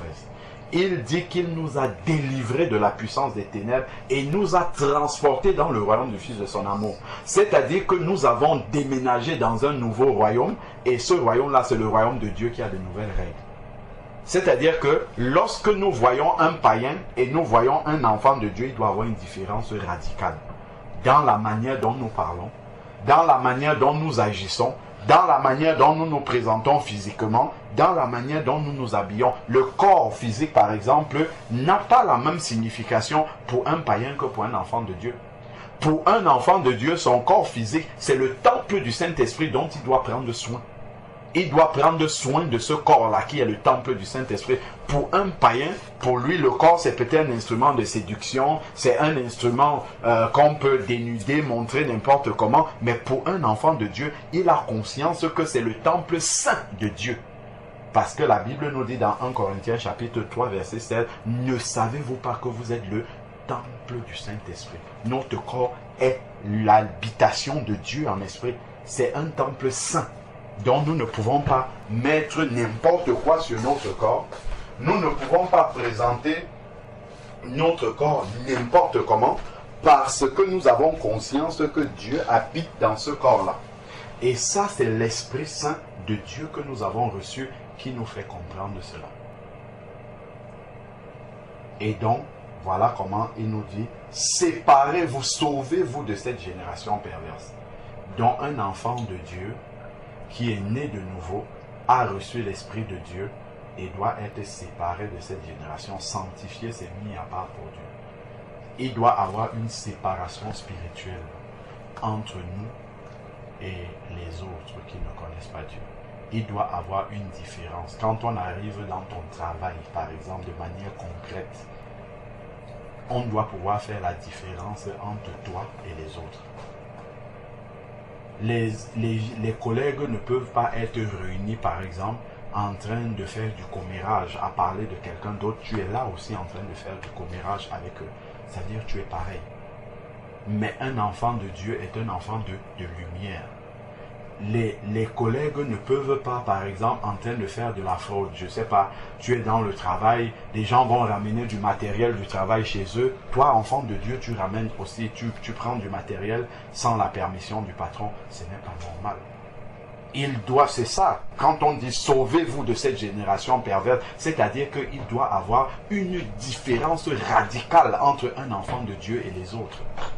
Quand les collègues vont se réunir pour commencer à murmurer contre le patron, pour commencer à mal parler contre tel collègue, tel autre collègue, tu ne dois pas faire partie de ça. Tu dois être séparé de cela. Voilà des exemples complets de séparation. Lorsque des gens vont commencer à haïr quelqu'un parce que la personne a même fait quelque chose de mauvais, tu es celui qui doit ramener les personnes dans la paix et dire non. Le Seigneur nous dit, priez pour vos ennemis. Bénissez ceux qui vous persécutent. Ne maudissez pas, bénissez. Bénissez, priez pour eux. Car ce sont des charbons ardents que vous retirez de leur tête. Ça, c'est le rôle de l'enfant de Dieu. Et il ne doit pas être là, ben oui, il a fait mal, il dit non, ainsi. Non, le rôle de l'enfant de Dieu, c'est d'être séparé, de ramener la lumière du Seigneur. Ce qu'il ne veut pas dire qu'il doit participer aux œuvres infructueuses des ténèbres, loin de là. Le Seigneur dit, ne participez pas aux œuvres infructueuses des ténèbres, au contraire, dénoncez-les. Si quelqu'un a fait quelque chose de mal, nous disons que c'est mal, mais nous allons manifester un esprit de miséricorde. Le monde lui dit que c'est mal et il va manifester un esprit de condamnation. Ce n'est pas la même chose pour nous. Voilà des exemples concrets où nous devons être séparés de cette génération perverse. Quelqu'un va par exemple, je ne sais pas moi, aller toucher de manière illégalement les aides de l'État. Un enfant de Dieu ne va pas aller faire ça. Il ne va pas aller se lancer. Il faut les. Ça, ce sont les prêtres. C'est le monde qui fait ça. L'enfant de Dieu doit être juste. Celui qui va aller frauder les impôts et tout ça, un enfant de Dieu doit remplir sa fiche d'impôts net, normal, comme il faut. Tu as des amendes, tout ça. Certains vont dire, je ne paye. L'enfant de Dieu doit être réglo, il doit payer ses amendes. Il doit payer toutes ces choses-là. Il doit payer ses taxes. C'est ça, séparez-vous de cette génération perverse. Pourquoi? Pour que le diable n'ait rien pour nous accuser. Parce que si le diable trouve des choses dans nos vies pour nous accuser, mais à ce moment-là, Dieu, qui est juste, sera obligé de nous condamner avec le monde. Parce que Dieu est juste. Si Dieu vient par exemple, il nous dit,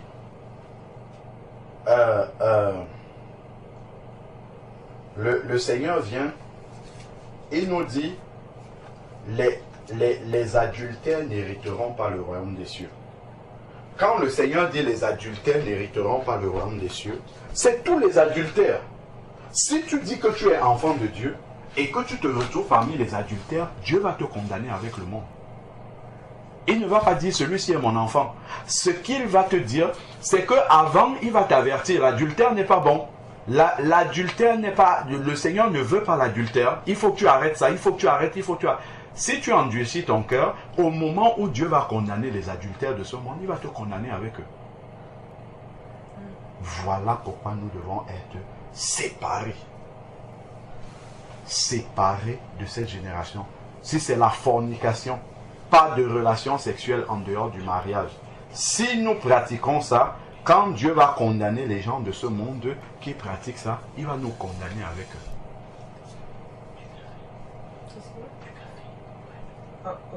C'est ça. Séparez-vous de cette génération perverse. Nous sommes en train de voir dans des exemples concrets comment cette génération perverse se définit. Nous allons peut-être être dans le milieu professionnel. On sait comment la société actuellement est en train d'accepter des abominations devant l'Éternel. Comme l'homosexualité par exemple. Quand les collègues vont dire « Ah, maintenant la société a avancé, les homosexuels, on peut se marier, ainsi de suite. » Nous ne devons pas accepter ces choses-là. De peur qu'on dise que nous sommes homophobes, nous devons dire ce que Dieu dit. Dieu dit que c'est une abomination, nous devons dire que c'est une abomination. Quitte à se porter notre croix, quel que soit ce que ça va nous coûter, nous devons dire ce que Dieu dit. Dieu au début n'a pas créé deux hommes, il n'a pas créé deux femmes, il a créé un homme et une femme. Ça montre la volonté de Dieu. séparez-vous de cette génération perverse. On va dire clairement aux gens, on n'est pas là pour condamner. Dieu veut sauver les homosexuels, mais l'homosexualité n'est pas dans la volonté de Dieu. On va le dire clairement. Ils savent notre position, quel que soit ce de quoi ils nous traitent. Toutes ces choses perverses qui sont en train d'arriver maintenant, nous devons être séparés de ça. Séparez-vous de cette génération perverse. Nous sommes dans cette fin des temps où ce qui est mal est considéré maintenant comme étant bien. La société est renversée complètement. Oui. C'est que ce qui serait lumière, je pense qu'il serait lumière selon Dieu, ce serait comme ténébreux dans le monde. Puis ce qui est ténébreux selon Dieu, ce serait une lumière voilà. Dans le monde, ce serait une lumière pour le Seigneur. Voilà. Donc, et là, nous sommes effectivement rendus à la fin des temps où ce qui est mal commence à être appelé bien. Et celui qui est normal et qui dit les choses bien est considéré comme un marginal dans la société. Oui, ma soeur. Par exemple, un élève me demande, Madame, qu'est-ce que tu penses de l'homosexualité?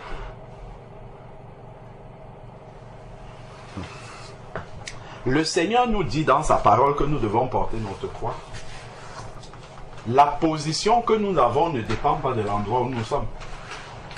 Nous sommes un disciple du Seigneur et là où nous sommes, nous devons porter la croix et porter notre drapeau. Si on nous pose la question, nous devons lui répondre comme partout. Nous devons lui dire que ça, ce sont des rapports qui sont contre nature. Parce que Dieu a créé des hommes et des femmes. Ce sont des rapports qui sont contre nature. Après, peut-être c'est un milieu où tu sais pas là que tu vas commencer à évangéliser. Mais déjà lui dire que ça, ce sont des rapports qui sont contre nature parce que Dieu a créé des hommes et des femmes. C'est ça qui est, c'est ça qui est normal. Déjà ça montre une lumière claire par rapport à ça. Tu ne rentres pas dans une discussion, dans un débat avec lui, mais tu lui dis ce qui est la volonté du Seigneur. Ok, moi, ils m'ont posé la question, j'ai pas voulu répondre. Je leur ai dit que moi, cette question, je ne discutais pas ça avec eux. Ouais. Donc, est-ce que je dois, comme tu as dit, donner la réponse parce qu'ils m'ont posé la question? Je sais que c'est toujours dans la provocation parce qu'ils savent. Ils savent que ceux qui vont contre l'homosexuel... oui, l'homophobie, ils appellent ça. Voilà, tu deviens homophobe et puis tout est permis, la loi le permet. Il faut exprès, toi tu es l'enseignant, tu enseignes, tu ne parles pas de ça, mais... Ils vont te provoquer. Ils vont te provoquer.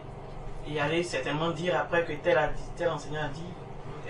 Ce que nous savons, ce qui est certain, c'est que actuellement nous vivons dans les temps de la fin. Et il sera de plus en plus difficile pour les enfants de Dieu de vivre dans ce monde, de vivre dans le système.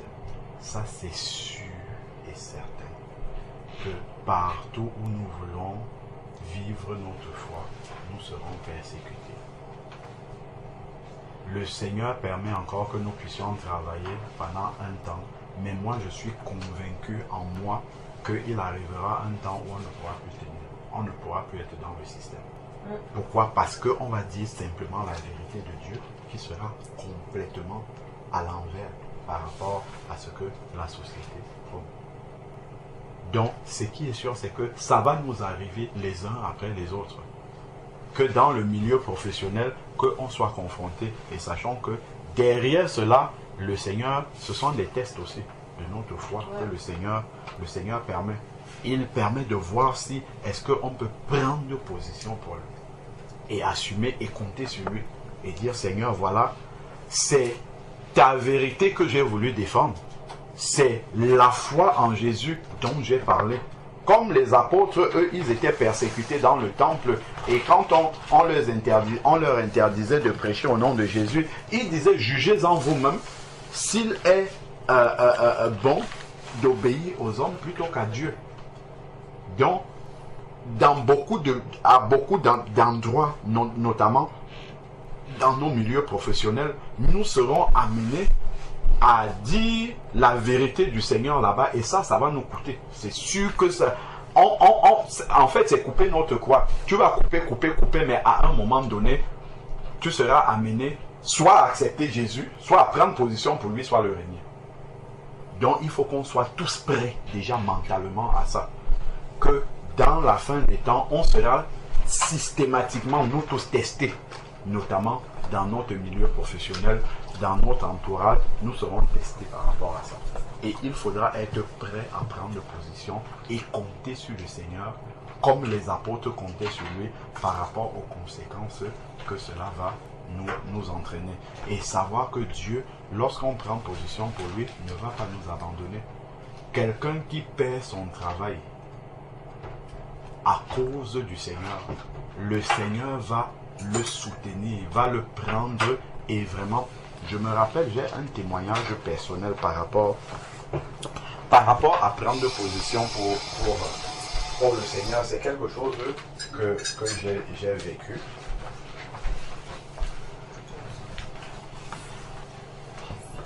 Et j'étais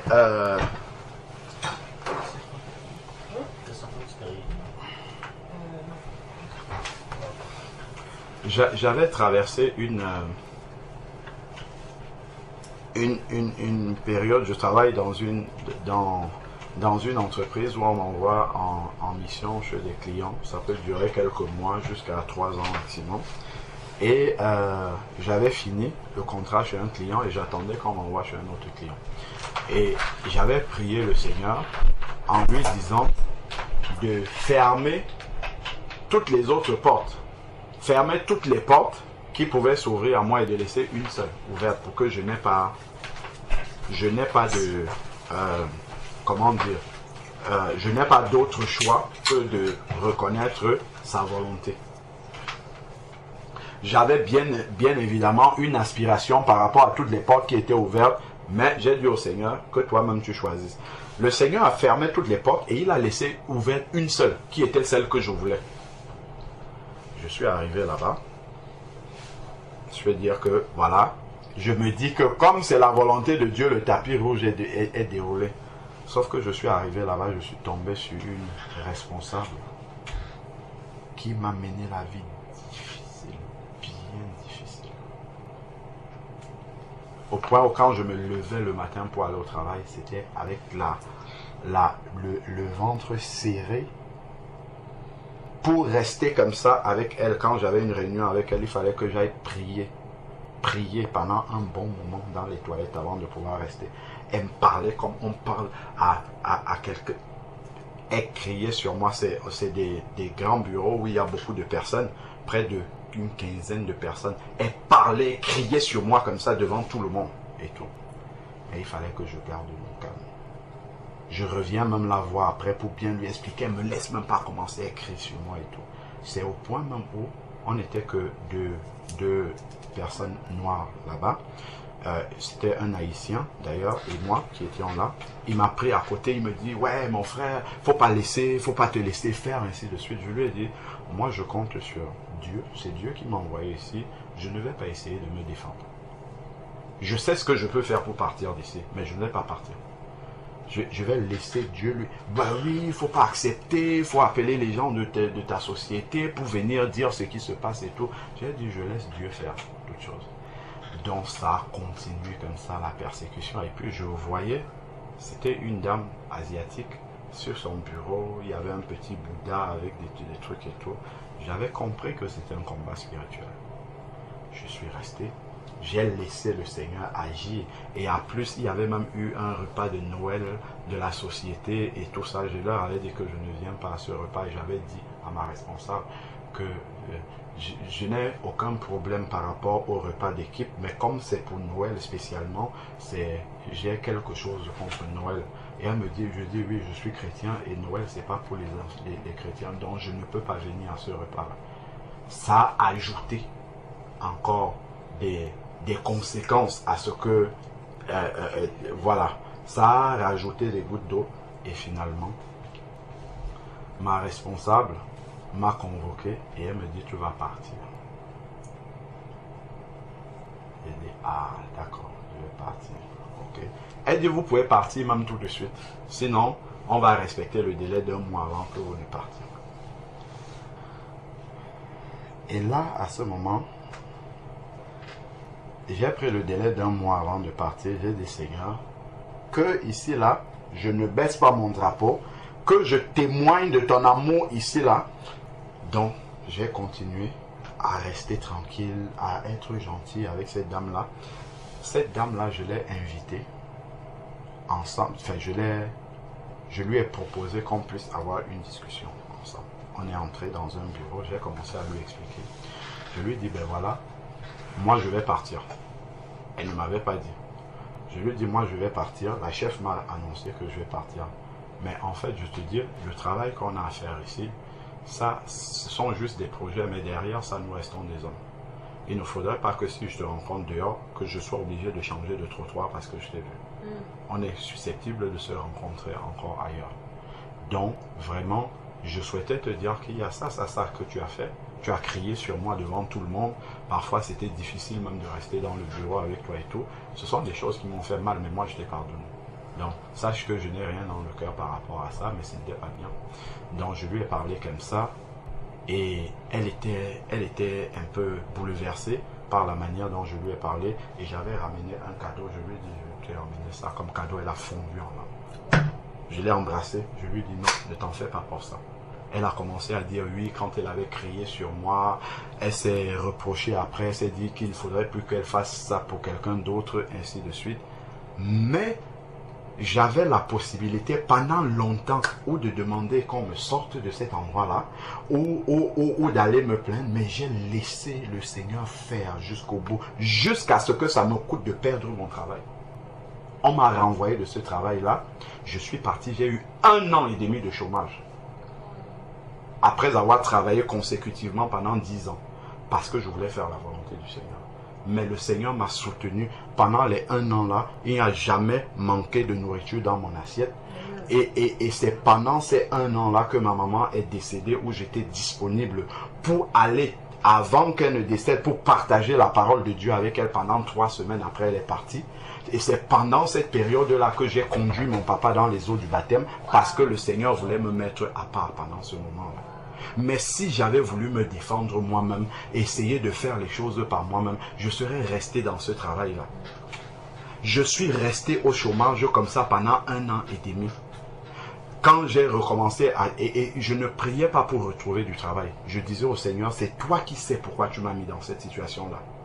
Donc, montre-moi simplement ce que tu attends de moi dans cette situation. Au moment où j'aurai compris et que tu auras travaillé ce que tu veux travailler en moi, permets-moi de continuer vraiment dans ta volonté. Après 1 an et demi, il y avait une soeur qui m'avait dit, voilà, fais ce qui est normal de faire et tu laisses le Seigneur agir. Envoie tes CV.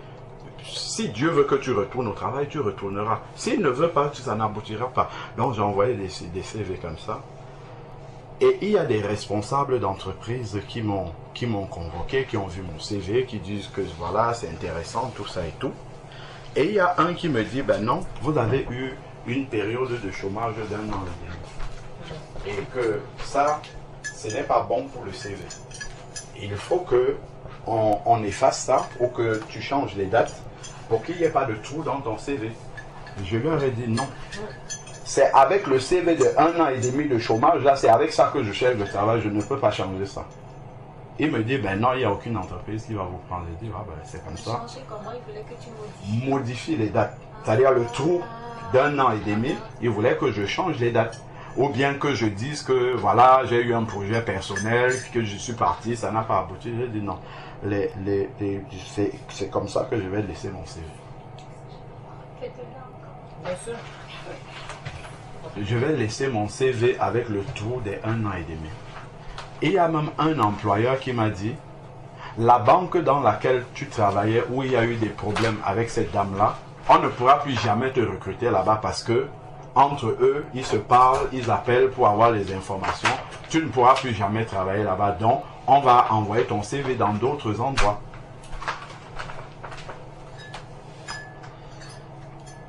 J'ai envoyé mon CV. Et il y a une entreprise qui m'a appelé. Je suis parti. Ils avaient une proposition pour un client. ce client-là,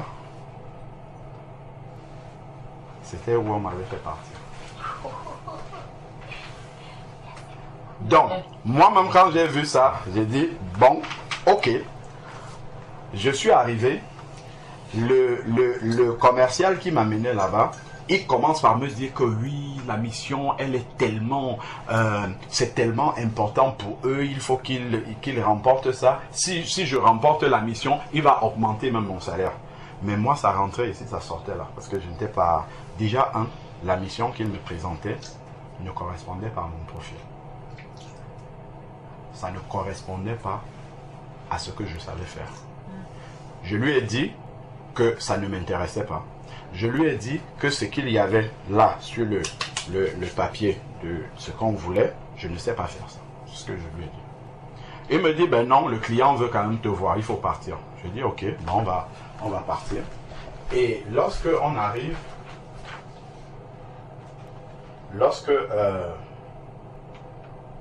on arrive à ce rendez-vous-là avec le monsieur, je m'assois devant le client et le client prend dans mon CV la première ligne sur laquelle il met le doigt. Mais vous avez fait 1 an et demi sans travailler.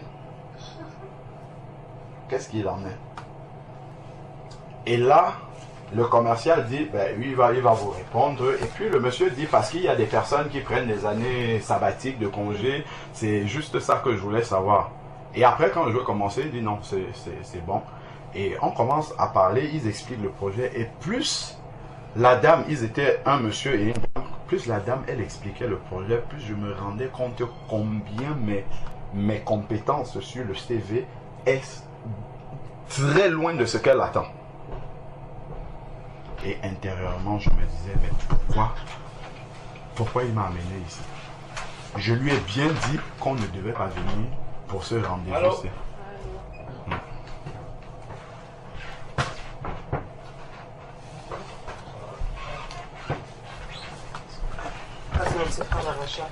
Ah, bonjour, Alain Patrice. Bienvenue.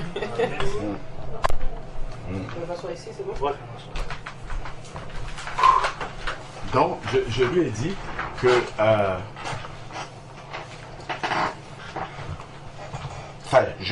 intérieurement, quand elle expliquait le projet, je réalisais de plus en plus comment j'étais éloigné des besoins qu'elle avait, des compétences qu'il fallait. Et intérieurement, je disais, mais pourquoi il m'a amené ici? Après la première question qu'il avait posée, il a mis le doigt sur 1 an et demi de chômage. Elle a commencé à me poser d'autres questions. Est-ce que vous savez faire telle chose? Non, mais j'aimerais apprendre. Est-ce que vous savez faire telle autre chose? Non. 3 questions éliminatoires. Après, nous sommes sortis. Je suis sorti d'abord et le monsieur qui venait présenter ma candidature, il est resté pour discuter avec eux. Et moi, je l'attendais dehors, je m'apprêtais à ce que dès qu'il va sortir, je vais lui dire, mais comment, comme je t'avais dit de... Quand je sors, il me dit, mais le poste est encore mieux que ce que je pensais. Et tout, je dis, mais on dirait qu'il n'a pas compris. Donc, et la dame me dit, ça fait 1 mois qu'on a posté l'annonce et qu'on attend des personnes. Dans mon domaine en informatique, c'est en 2 jours qu'on trouve les personnes. 1 mois qu'on attend pour un poste, ça veut dire que c'est un profil spécial qu'ils recherchent. Donc, dans ma tête, je ne pouvais même pas espérer qu'ils puissent même regarder après l'entretien ma candidature. Je suis parti. Elle nous a accompagnés dans l'ascenseur.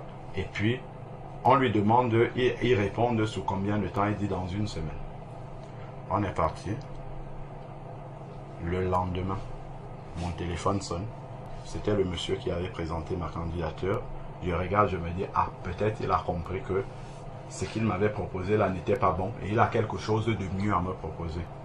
Il m'appelle, il me dit, le client vous retient. Il me dit, vous n'êtes pas content? Je lui ai dit, non, attendez, je vais réfléchir et puis je vous réponds.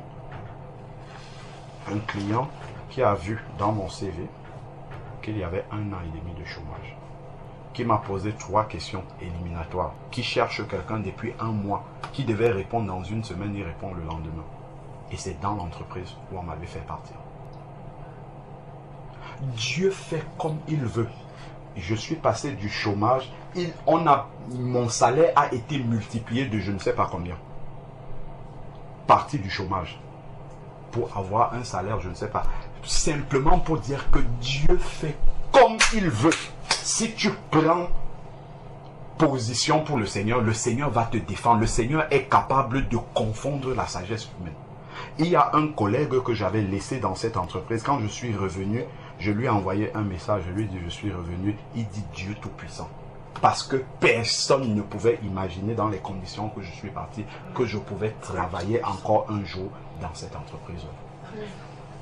Surtout pas après avoir fait 1 an et demi au chômage. Et venir leur présenter comme ça sur mon CV, oui, j'ai fait 1 an et demi de chômage. Surtout pas revenir avec un dossier sur un poste où je n'ai pas les compétences pour le faire. Moi-même, quand je suis entré dans ce poste-là, je me demandais comment je vais faire pour m'en sortir. Parce que je n'ai pas les compétences. Ma femme m'a dit, chaque jour que tu vas arriver, il faut prier. Compte sur Dieu chaque jour que tu vas arriver. J'ai appris à dépendre du Seigneur dans ce travail-là depuis le premier jour. Je me disais que ça n'allait pas durer même 1 semaine, que ça allait... J'ai dit, Seigneur, comme dans l'autre travail, tu m'avais humilié. Peut-être l'humiliation n'était pas suffisante. Peut-être je dois descendre encore plus bas. Donc j'avais même déjà confessé aux frères et aux sœurs que, bon, je m'en vais là-bas comme un agneau qui va à la boucherie. Je crois que cette fois-ci, moi-même j'ai vu déjà que je ne peux pas tenir là-bas. Donc là, ça va... Je suis arrivé là-bas. Quand la collègue commence donc à m'expliquer le travail, j'ai dit, oulala. Quand elle va se rendre compte que je ne sais pas faire ça, comment est-ce que... J'ai même appelé ma femme à la pause de midi. Je lui dis, elle a été sincère de m'expliquer tout le travail. Et elle m'a demandé si je voulais encore continuer dans ce travail-là. Est-ce que c'est pas mieux de lui dire que je ne sais pas faire ça? Elle me dit, prie le Seigneur tous les jours. Tu ne sais pas ce que Dieu va faire. Après 2-3 jours, on va dans une réunion avec des personnes qui parlaient un langage que je ne comprends, technique et tout, ils discutaient des choses. Quand on partait à la réunion, elle dit, c'est toi qui vas faire le compte rendu. Il y a quelque chose que tu ne comprends pas. Tout le monde parle en même temps, ils parlent des choses dont tu ne comprends pas, c'est toi qui vas faire le compte rendu. Tu sais, tu peux être au milieu des gens, tu ne comprends pas quelque chose, mais on ne sait pas que tu ne comprends pas. Mais quand c'est toi qui vas écrire le compte rendu et partager à tout le monde, tu vas exposer ton ignorance à tout le monde. Quand elle m'a dit ça, je suis parti aux toilettes, j'ai commencé à prier, je dis, Seigneur, Seigneur, je ne sais pas ce qui va se passer aujourd'hui. C'est toi qui m'as envoyé ici, ce n'est que pour toi que j'ai accepté de venir ici. Quand j'avais accepté d'aller dans cette compagnie-là, d'autres compagnies où j'avais envoyé mon CV ont commencé à m'appeler. Non, venez chez nous. Ils ont multiplié le salaire. J'ai dit non. Je vais accepter d'aller là où il y a la souffrance là-bas que je vois parce que je sais que Dieu veut m'apprendre quelque chose. Je suis allé, j'ai commencé à prier. J'entre dans la réunion, ils commencent à parler. Je les regarde comme ça. Intérieurement, j'ai commencé à prier. Quand ils parlaient, je priais en prenant des notes des choses que je ne comprenais pas. Après, je suis rentré. J'ai encore prié. Je me suis mis devant la feuille blanche, devant mon ordinateur. Je regarde les notes. Quand j'ai commencé à écrire, il y a comme une inspiration divine qui est venue. J'écrivais. Après, je montre à ma collègue. Elle regarde. Elle dit, ah, c'est très bien ce que tu as écrit. C'est comme ça que ça a commencé. Je pensais même pas faire 1 mois. Ça fait 2 ans que je suis là. Ça fait 2 ans que je suis dans... Chaque jour, c'est par la foi que je marche dans ce travail-là. Par la foi, par la prière. C'est le Seigneur juste qui me permet de travailler. C'est pour cette raison-là que je dis, dans notre travail, nous serons testés. Mais si nous prenons position, c'est pour ça que j'ai donné ce témoignage-là. Si nous prenons position pour le Seigneur, si nous recherchons à faire la volonté du Seigneur, le Seigneur va nous aider. Il ne va pas nous abandonner. faisons-lui confiance, même si on doit perdre le travail. Moi, j'ai perdu le travail, mais ça m'a permis de comprendre beaucoup de choses, que je ne suis pas dépendant du travail. Ce n'est pas le travail ce n'est pas parce que j'ai le travail que, comment dire, que je suis dépendant de ça. Le Seigneur peut me nourrir en dehors du travail, peut faire en sorte que je ne manque de rien, même sans être au travail. Donc que le travail ne devienne pas comme une idole où je vais sacrifier le nom du Seigneur pour préserver mon travail.